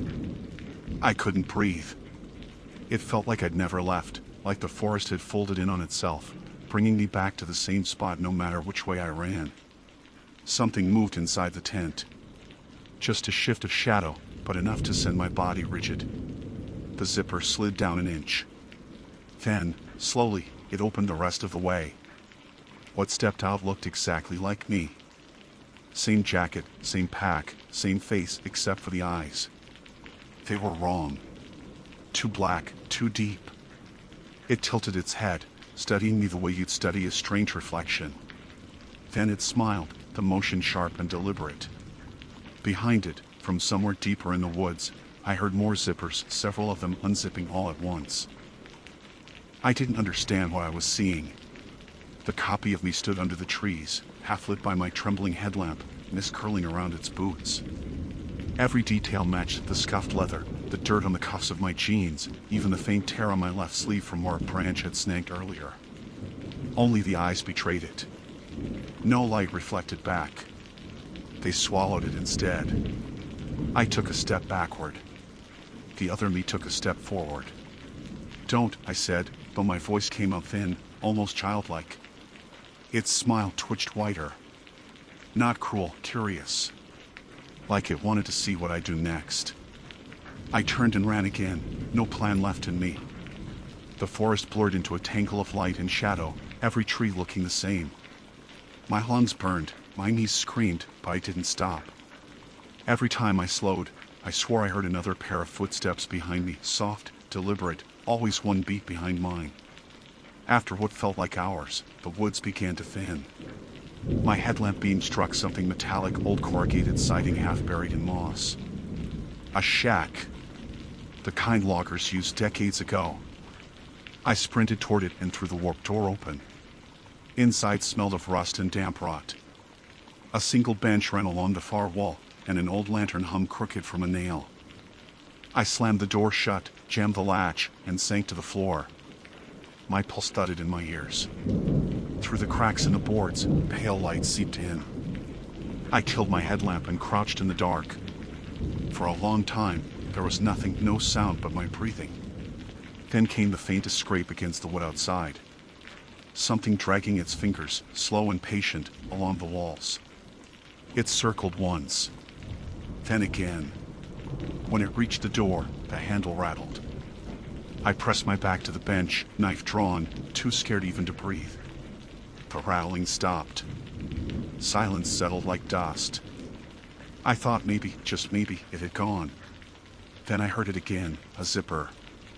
Not from outside. From the corner behind me. My light flicked on before I could think. There, half hidden under a torn tarp, was another tent. Not full size, more like a child's play tent, filthy, the color leached out of the fabric. The zipper slid upward, steady and smooth, though no one was touching it. The flap opened. Inside was nothing but a small pile of mud-stained clothes. Boots. A backpack that looked mine. My mind stuttered, unable to piece it together. I hadn't taken it off since I left camp. I reached forward, trembling, and touched the fabric. It was damp and cold, like it had been lying in the creek. My fingers brushed a tag D. Callan. My name, printed in Sharpie. The zipper twitched again, closing itself. Something moved outside the shack. Footsteps, many of them crunching in the leaves. I crept to the slit between the boards and peered out. The forest glowed faintly, that same unreal silver light. And scattered through the trees, I saw tents. Dozens. All shapes and colors, old and new, forming a crooked circle around the shack. Each one had its flap closed. Each one began to open. The sound rose like a strange chorus, the metallic whine of hundreds of zippers moving in unison. I backed away from the wall, clutching my knife. My light flickered again and died completely. The dark pressed in. Then, a whisper, not one voice, but several, overlapping. My name, spoken from every direction. True. True. True. Something hit the side of the shack. The boards shook. Another impact followed, higher this time, then another, harder still. The walls groaned. I bolted for the back, found a narrow window with cracked glass, and shoved it open. Cold air flooded in. I crawled through, cutting my palms on the edges, and dropped into the ferns outside. The forest was alive with motion. Tents shifting, the sound of fabric stretching, unzipping, rezipping. Through the mist, I saw shapes emerging, figures crawling out, standing upright. Some limped, others moved too smoothly. Every one of them had faces blurred by shadow, except their eyes, flat, black, reflecting nothing. I ran toward the slope leading west, hoping to reach the logging road. The trees blurred together again, but I recognized the incline by the angle of the rocks and the faint trickle of water below. Halfway up, I heard the dragging sound again. It wasn't behind me this time. It was above. I stopped and aimed my light. For a split second, I saw movement in the canopy, something climbing through the branches, pale limbs twisting like rope. I dropped the light, heart pounding. When I looked up again, nothing moved. I turned to keep climbing and froze. Someone stood on the ridge ahead. It was me again. The same clothes, same face. This time the smile was gone. The thing tilted its head and spoke in my voice, only softer. Why are you running? I couldn't answer. The air between us felt wrong, heavy, almost electric. Behind me, the chorus of whispers grew louder. I risked one glance back. The trees below were filled with movement, figures slipping between the trunks, their bodies blending into the mist. When I looked forward again, the copy of me was gone. The ridge led down to a clearing, and beyond it, I saw lights, headlights. My truck. I didn't question it. I tore down the hill, branches tearing in my arms, until gravel crunched under my boots. Relief hit so fast it made me dizzy. I threw my pack in the bed, jumped into the cab, and twisted the key. The engine coughed, caught, and roared to life. I hit the headlights and froze. The beam lit up the edge of the woods. Rows of tents. Hundreds, maybe thousands, stretching into the darkness, all facing me. Their fabric shivered in the wind. Every single zipper began to open. The nearest flap lifted, and from it, a hand reached out, then another, then dozens more. Figures crawling forward on all fours, their movements synchronized, silent except for the faint rasp of breath. I slammed the truck into reverse, tires spinning on the gravel. The headlights shook over the trees, catching glimpses of faces, each one mine. The shapes poured out of the tents, filling the clearing. The first one reached the hood and slammed its palm down, leaving a dark smear. Another clawed at the door handle. The glass fogged with their breath, faces pressed close, whispering through the cracks. True. I floored it. The truck lurched backward, hit something, then surged onto the road. The mirror showed only the forest swallowing itself in mist again. I didn't stop driving until I hit the highway. When I finally pulled over at a rest stop, the clock on my dash read 2:14 a.m. The same minute the zipper first moved. I stared at it, shaking, unable to tell if it was still that night or if it ever ended at all. I sat there with the engine running, headlights pointed at an empty stretch of asphalt. My hands wouldn't stop shaking. Every rational part of me kept trying to rewrite what I'd seen, to call it a nightmare, exhaustion, anything that made sense. But the dirt smeared across the hood, the faint pattern of a handprint, mine, said otherwise. I don't know how long I stayed like that. Eventually, the engine's hum started to sound too loud, like it belonged to something else. I turned the key off and stepped out into the cold. The night was still, the kind of stillness that makes every sound feel borrowed. The rest stop was empty. One broken light flickered over a picnic table. Beyond it stretched a curtain of pines, dark and motionless. The highway should have hummed with distant cars, but there was nothing. No wind, no insects, no life. I checked my phone, no signal, no time. Just the same frozen display, 2:14 a.m. The world had stopped moving. I got back in the truck, slammed the locks down, and turned the key again. The starter whined, but the engine didn't catch. The battery was fine. The fuel gauge still read half a tank. I twisted the key again. Nothing. Something flickered in the corner of the windshield, movement near the tree line. I wiped the glass, but the smear only made the shadows dance. My heart started that pounding rhythm again. And then, faint but unmistakable, I heard it. CRRT. The sound of a zipper. It came from the back seat. I turned slowly, every hair on my arm standing up. The beam from my headlamp, still strapped around my neck, swept over the seat. A backpack sat there, identical to mine. Dirt-stained, straps frayed, zipper half open. But my real pack was still in the truck bed. I reached for the door handle, instinct telling me to get out, to run, to move, but before I could, the zipper began to close. Not quickly, not mechanically, but carefully. As if unseen fingers were pinching it shut from the inside. When it sealed, a breath fogged the window behind me. I bolted. The night swallowed me whole the moment I hit the pavement. My flashlight beam swung wild through the trees, the mist thick as smoke. The forest felt alive again, breathing around me, closing in. I don't know how far I ran before I stumbled on the first tent. It sat right off the highway shoulder, half collapsed, its nylon slick with dew. The zipper hung open. Inside, a small camp stove and an empty sleeping bag. The smell of wet pine and something metallic, like blood left too long in the air. A voice came from behind me, my voice. Why'd you leave me? I spun, light slicing through fog, but there was only forest. Then another voice joined in. And another. All mine. Each one whispering from a different direction. Some closer. Some behind my own breath. I turned in circles, panicking, until my foot caught on something. A guy line. Another tent. Then another. The forest floor was littered with them, hundreds more, stretching into the dark, so close they almost touched. Each one half open, breathing quietly. The mist moved through them like it had lungs. I could hear the zippers now, sliding up and down in slow rhythm, syncing with the sound of my heartbeat. And beneath it all, a wet, deliberate dragging, like something huge crawling between the tents, circling me. My light caught a reflection, a pair of eyes. Human.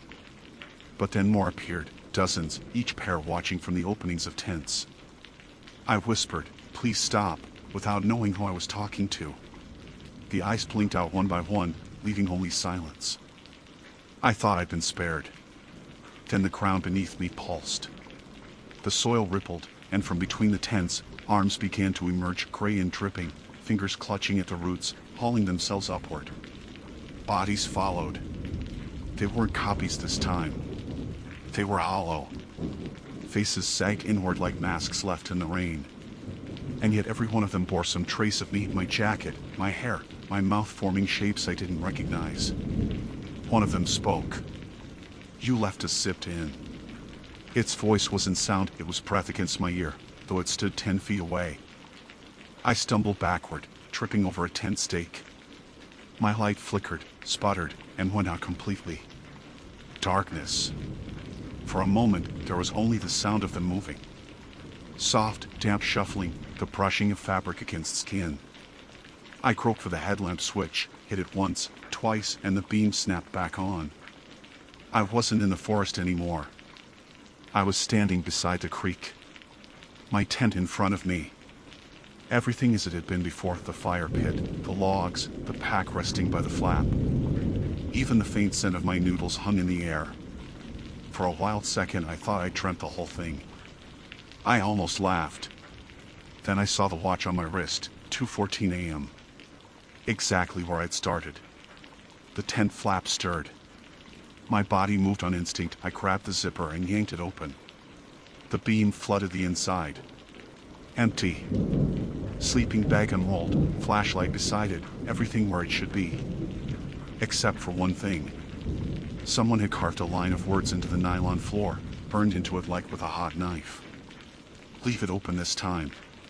The wind rose suddenly, swirling through the pines. I looked up, and across the creek, I saw them again, dozens of tents glowing faintly between the trees.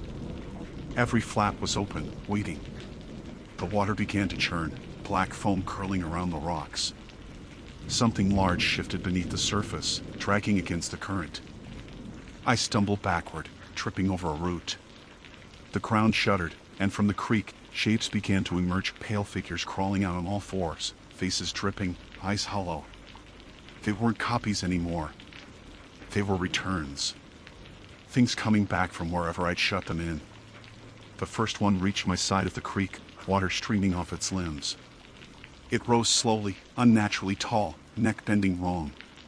Its mouth opened, and my own voice came out. You should have left it open.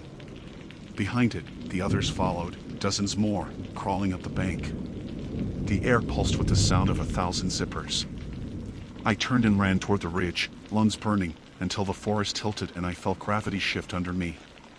For a moment, I thought I saw the outline of the highway again, my truck's headlights cutting through the fog.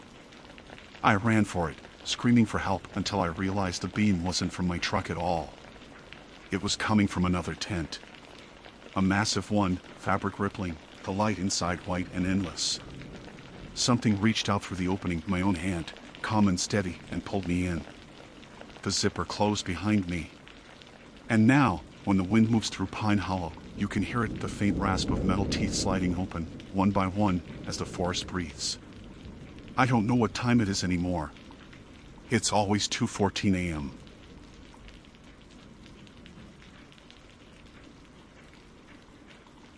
My name is Liam Morton.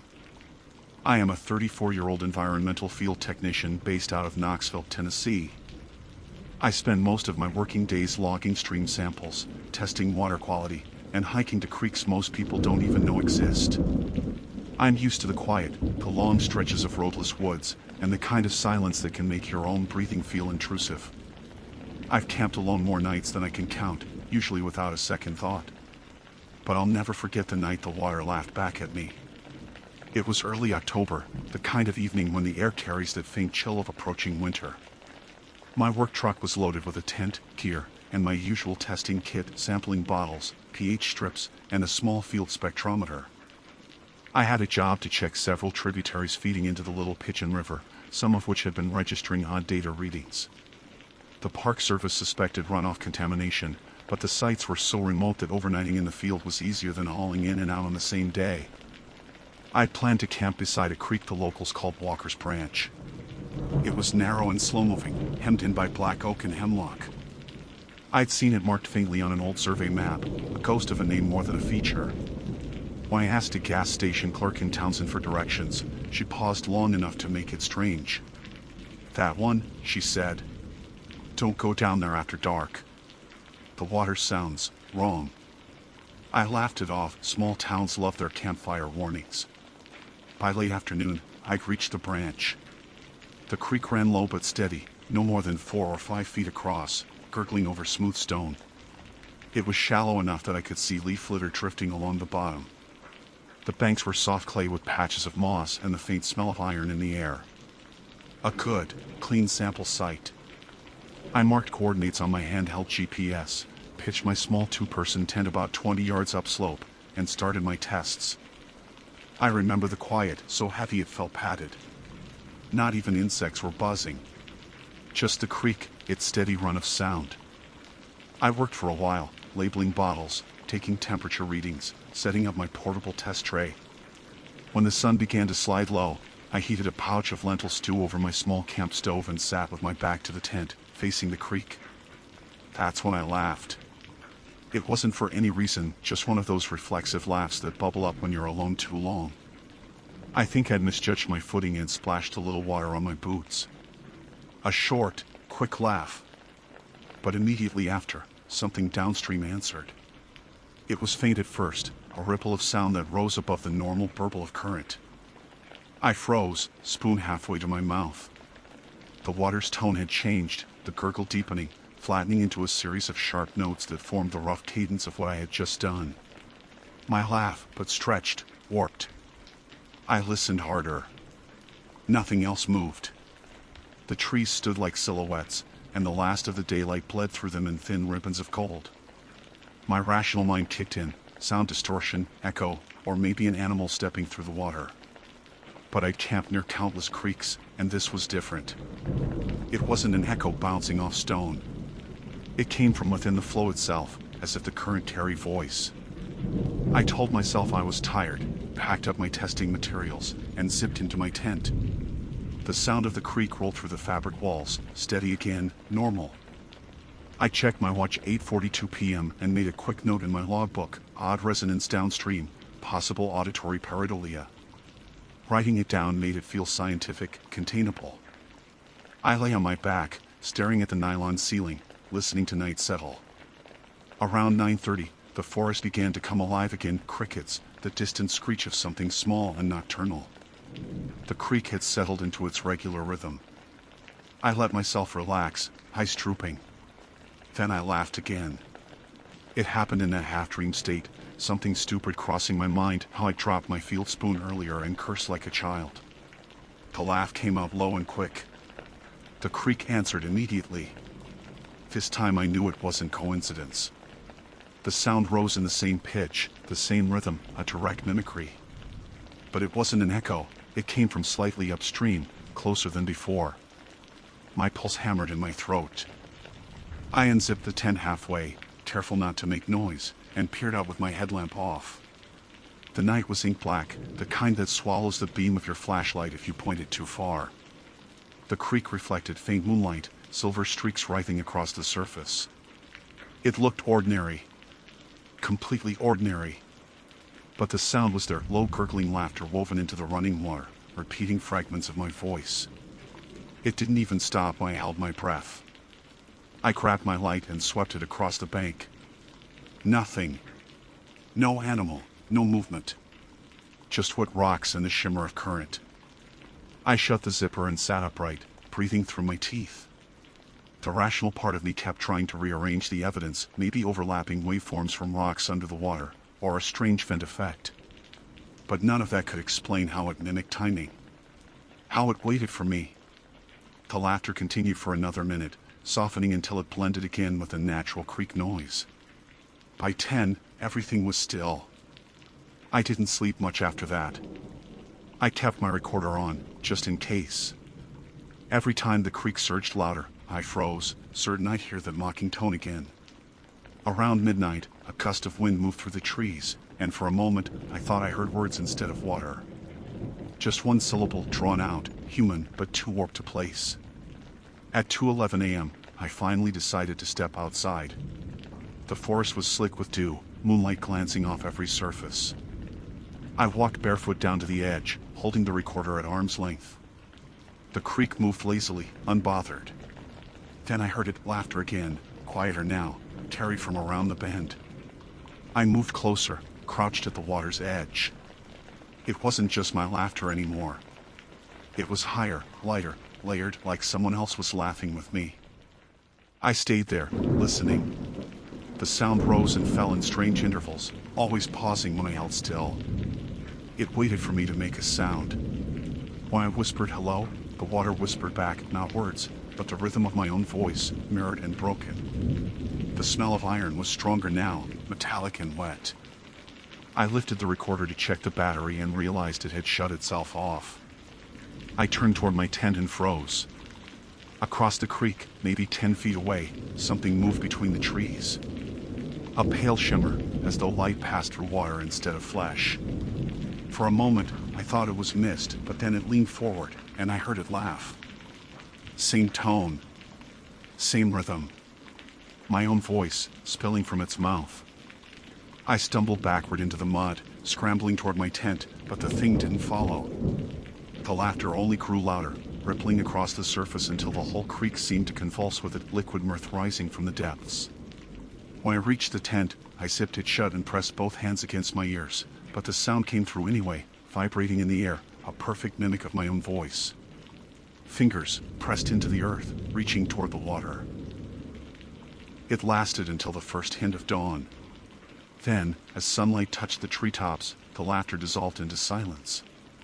The creek went back to its usual rhythm, as though nothing had happened at all. But the recorder never turned back on.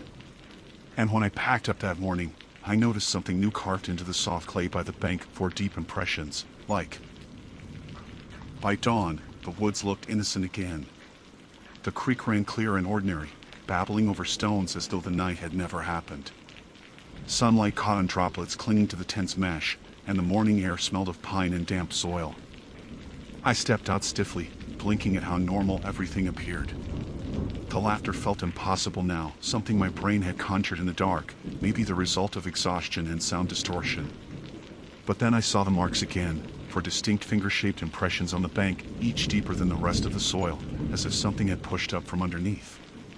They were too narrow for a handprint, more like elongated grooves curving slightly toward the water. I crouched beside them and took a photo with my field camera, holding my breath to steady the shot. The clay around them had hardened overnight, preserving the shape perfectly. I couldn't explain it, but I could document it. That's what I told myself as I labeled the image file, Unidentified Depressions, Walker's Branch East Bank. I tried to move on with my work. I cleaned the equipment, logged the previous night's data, checked the dissolved oxygen levels again. Everything read normal. The readings were almost boring in their precision. But I couldn't shake the sense that the creek was watching me. Every time I knelt down to fill a sampling bottle, the flow seemed to shift its tone, deepening slightly when I moved closer, lightening when I pulled away. By mid-morning, I decided to hike upstream toward where the laughter had come from. My map showed a small bend a quarter-mile north, a shallow oxbow formed years ago by flood runoff. Maybe the acoustics of that curve caused a strange echo. I convinced myself that if I could just locate the source, I could explain it, and it would stop haunting me. The trail along the water wasn't really a trail at all, just a worn animal path cutting through the underbrush. The forest there grew denser, the trees leaning inward until their branches knit a canopy overhead. The light dimmed, shifting from warm gold to gray-green. I walked carefully, the mud sucking at my boots, the creek always murmuring beside me. Then something odd happened. The creek's flow sound faded. It wasn't drowned out by wind or distance, it simply stopped. 1 second it was there, the next, silence. The air thickened. Even the birds had gone mute. I crouched, glancing at my watch. 10:46 a.m. I was less than half a mile from camp. I moved closer to the bank. The water still moved visibly, flowing over stones, but it made no sound at all. Not a splash, not a trickle. Just a pantomime of motion. I whispered, "Hello?" The creek answered instantly. But it wasn't laughter this time. It was a single low murmur, so deep it vibrated in my chest. It echoed my exact inflection, stretched and dragged underwater. The current shimmered as if something had passed just beneath the surface. I stumbled back, nearly losing my footing. The sound followed, one ripple, one low echoing hum. My throat felt dry. I turned and walked quickly back toward camp, trying not to break into a run. When I returned, the creek beside my tent sounded normal again, as if mocking me for noticing the difference. I packed my testing gear into the truck box, deciding to finish the data analysis back in Knoxville. I had enough field time for one trip. Before leaving, I made one final sweep of the site, double-checking that I hadn't left anything behind. My tent stood where I'd left it, my cook stove cold beside a blackened patch of dirt. But when I reached for the tent zipper, I froze. Inside, something had changed. The floor of the tent was wet. Not just damp from condensation, but soaked, pooling in one corner. My sleeping pad floated slightly in the shallow water. The rainfly was dry, and the ground outside was firm. I hadn't camped in a flood zone. There was no explanation for how that much water had gotten in. I crouched to look closer, and noticed something darker mixed in thin streaks of reddish-brown swirling through the clear water. Iron sediment, maybe. I dipped my finger and held it up. It smelled faintly metallic, like blood diluted in river water. That was when I heard it again. Laughter. Not from the creek this time, from inside the tent. It started faint, bubbling like air escaping from a submerged pipe, then grew louder until it filled the small space. It was my laugh again, but overlapping, layered, as if someone else inside the tent laughed with me in perfect sync. I backed away fast, tripping on the edge of the ground sheet. The laughter rose, louder now, until the tent's fabric seemed to vibrate. I unzipped the door fully and stepped back, heart hammering. The interior was empty except for the shallow water, which now rippled violently as though something had just moved beneath it. Then, in the span of one breath, it went still. Completely still. The laughter stopped. The creek behind me returned to its steady rhythm, cheerful and harmless. I stood there shaking, every hair on my arms raised. I didn't wait to dry the tent. I packed it wet, shoved everything into the truck, and drove. The forest road twisted upward through dense timber. My rearview mirror showed glimpses of the creek flashing silver between trees, like it was keeping pace beside me. At one point, the road curved close to the bank again, and I swore I heard faint laughter trailing behind my wheels. I didn't stop until I reached the main road into Townsend. There's a turnout near an old wooden sign marking the boundary of the national forest. I pulled over there, cut the engine, and sat in silence. My recorder was still in the passenger seat. I hadn't touched it since the night before. On impulse, I switched it on. The playback indicator blinked red, showing a full hour of recorded audio despite me never restarting it. I pressed play. At first, just creek noise, soft, distant, harmless. Then, faintly, my voice. Laughing once, then again. And right after, another voice. Same tone, same rhythm. But layered behind it came something else, low and dragging, like a third laugh buried deep underwater. The audio cut abruptly, followed by 30 seconds of dead silence. Then, near the end of the file, I heard words. Barely audible, muffled under static. Don't leave yet. I stopped the playback immediately. My hands were trembling so badly I could barely hold the device. I looked up toward the woods behind me, silent, motionless, but I couldn't shake the feeling that something out there knew I had listened. That's when I noticed the sound again, faint, impossible, rising from the drainage ditch beside the road. The trickle of runoff water was laughing. I dropped the recorder on the seat, jammed the truck into gear, and didn't look back until I'd reached the edge of town. But even there, when I passed over the small bridge spanning the Little Pigeon River, the water below seemed to echo something faint and familiar, like my own laughter, warped by current and carried far downstream. By the time I reached Knoxville, it was nearly evening. I'd been driving for hours, alternating between silence and the radio just to fill the space. Every patch of water I passed, a roadside ditch, a puddle left from the last rain, seemed to carry that same faint trickle, that same rhythm that wasn't quite random. I kept telling myself it was just my nerves looping the sound in my head. The mind does that after shock, it latches on and repeats. Back home, my small duplex near the river felt foreign. The walls hummed faintly from traffic on the overpass, and for once, that steady city noise was comforting. I unpacked my wet tent on the porch, setting it to dry under the dim porch light. The clay still clung to the bottom fabric, streaked with red. I showered longer than usual, listening for anything beneath the hiss of the water. My laughter, my real, human laughter, felt like a foreign act now, something I couldn't do without hearing the echo of it in return. That night, I uploaded my field photos and data into my laptop.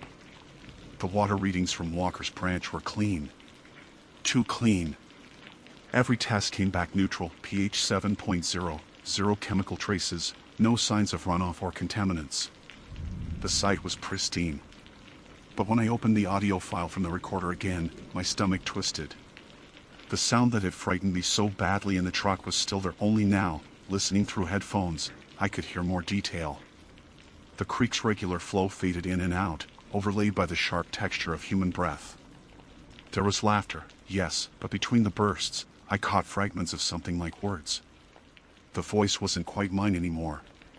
It was thinner, higher pitched, strained, as though someone were trying to remember what my laughter sounded like but couldn't quite shape it right. I scrubbed backward through the file again and again, isolating the faintest syllables. At the 12-minute mark, I heard, "Stay." At the 20-minute mark, "Under." And then, just before the cut to silence, something like, "Come see." The rational part of me kicked in hard, maybe water resonance, audio pareidolia. But that only worked if I hadn't heard my own name woven faintly under those sounds. I played that portion 10 times, slowing it down until the distortion turned to gravel. It was there. A warped whisper, "Leah." I pulled the headphones off and sat motionless, heart knocking against my ribs. The hum of the refrigerator was suddenly too loud. I wanted to delete the file, but my fingers wouldn't move. Instead, I emailed it to my supervisor, Dr. Harlan, at the field office. I typed, "Possible acoustic anomaly recorded at Walker's Branch, October 12th. Might be interesting from a hydrological standpoint. See attached audio." No mention of laughter. No mention of what I'd seen or felt. I couldn't bring myself to put that into words. I sent the email at 9:17 p.m. and tried to distract myself by cataloging the rest of the samples. Outside, rain began to fall, a steady, even drizzle. I could hear it pattering against the eaves and pooling in the gutter. The sound should have been coming, but it wasn't. Beneath the rain, something else threaded through. A rhythm. At first, I thought it was my imagination, but when I leaned closer to the window, I realized it wasn't the rain that was wrong, it was the runoff. Water gathered in the small drainage at the edge of the porch, trickling toward the street. The pattern of the flow, its sound rose and fell in the same tempo as my own laugh. I pressed my palms against my ears, hard. The muffled chuckle still found its way through. I stood up so fast my chair toppled backward. I grabbed my recorder again, switched it to live record mode, and stepped onto the porch. The street was empty, slick with rain. The runoff from the gutter pooled at the curb, rippling softly. I crouched beside it, close enough to see my reflection waver on the surface. I whispered, "Say something." The water trembled, and then it whispered back. The sound was faint but distinct, rising exactly from the puddle center. A wet, dragging voice that formed my own words in reverse. Something. "Say." My throat went tight. I stumbled backward, kicking the recorder by accident. It slid into the puddle, flashing once before it sank. I should have run inside, but I froze, staring at the spot where it disappeared. The water there began to bubble. Tiny circles at first, then faster, as if the ground itself were exhaling. The laughter returned not as echo, but as a layered chorus, coming from beneath the concrete.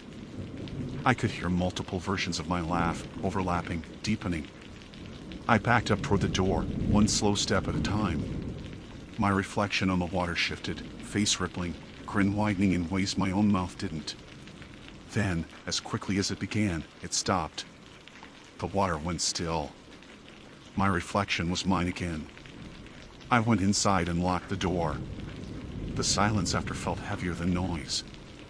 I stayed awake until almost 3 a.m., waiting for another sound. The rain ended around 2, and the neighborhood felt dead quiet.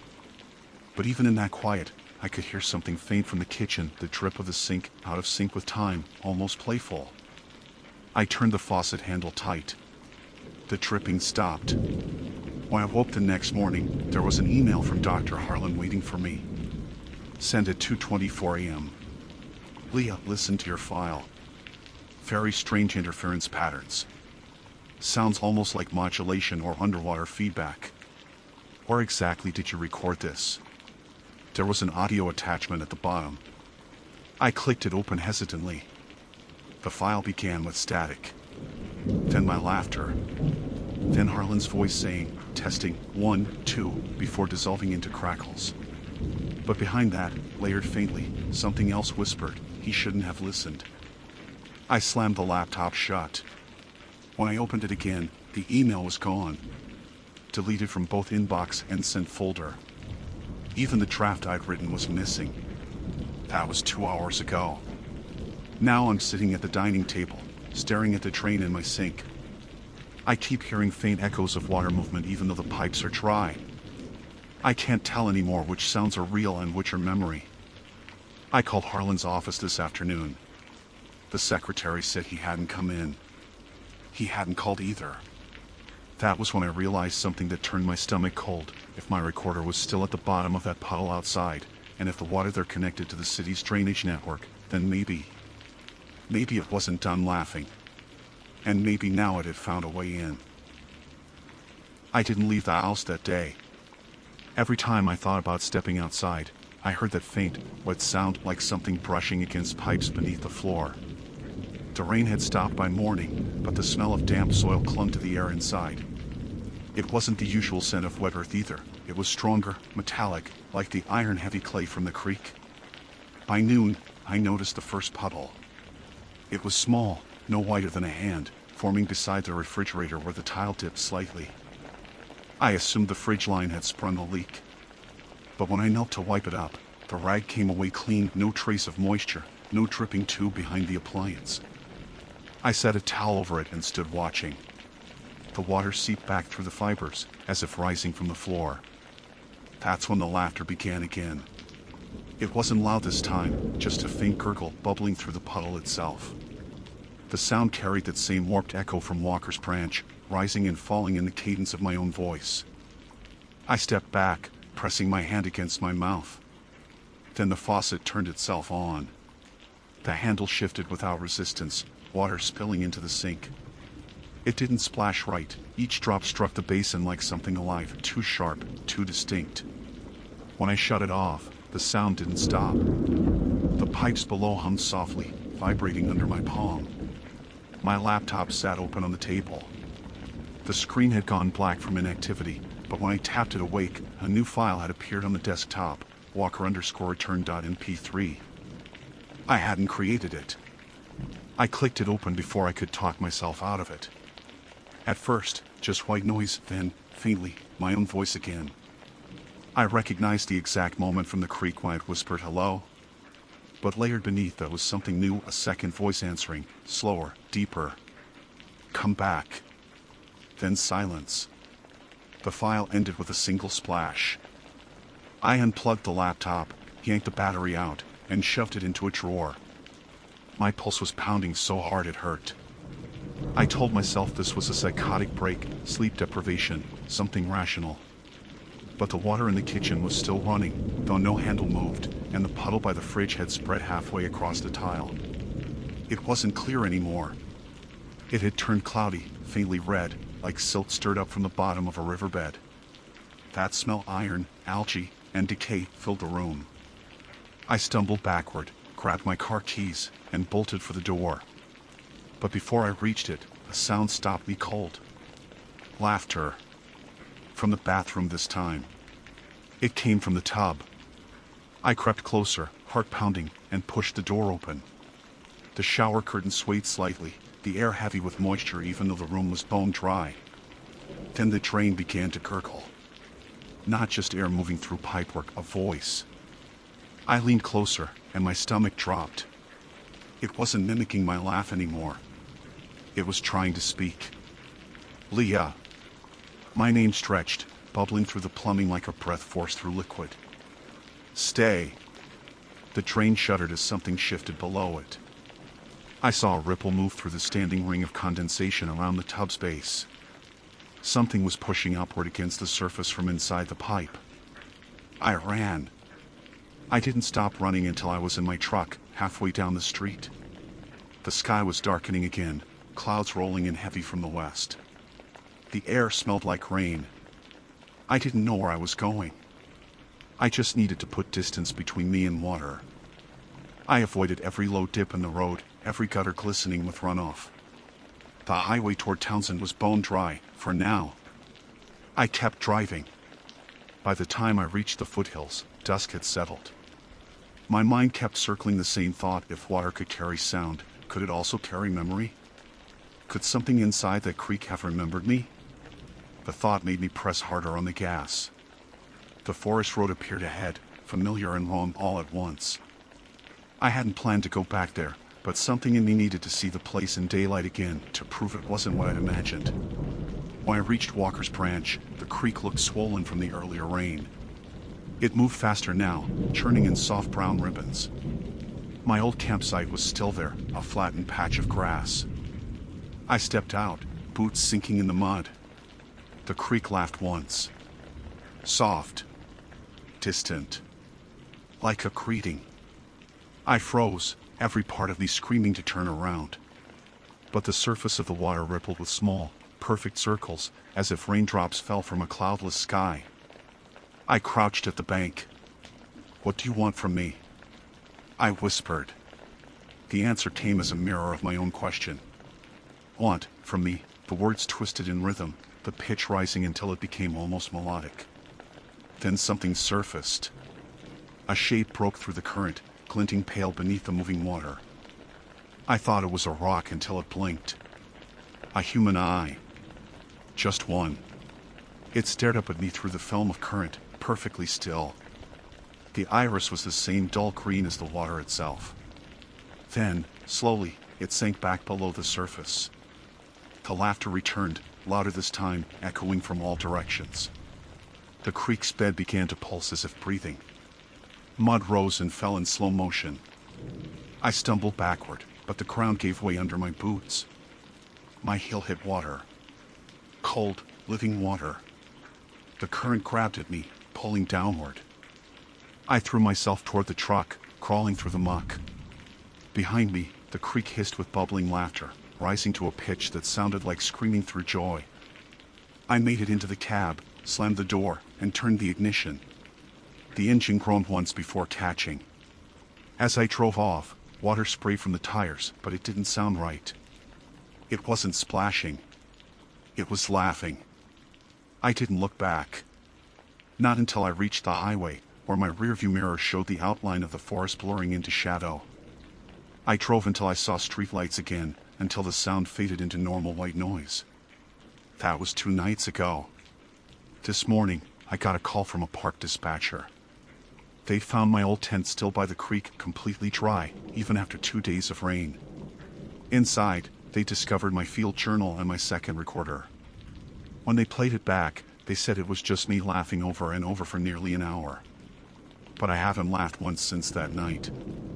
Now, even when I breathe, I can hear a faint echo, like something waiting under the sound, matching every exhale with its own. I've stopped using running water altogether. No showers, no sinks. I keep bottled water for drinking, but even that feels wrong when it moves. Sometimes, when I twist the cap, I swear I hear a tiny chuckle escape the bottle. And tonight, as I sit writing this, there's a new sound outside: rain again, soft and steady.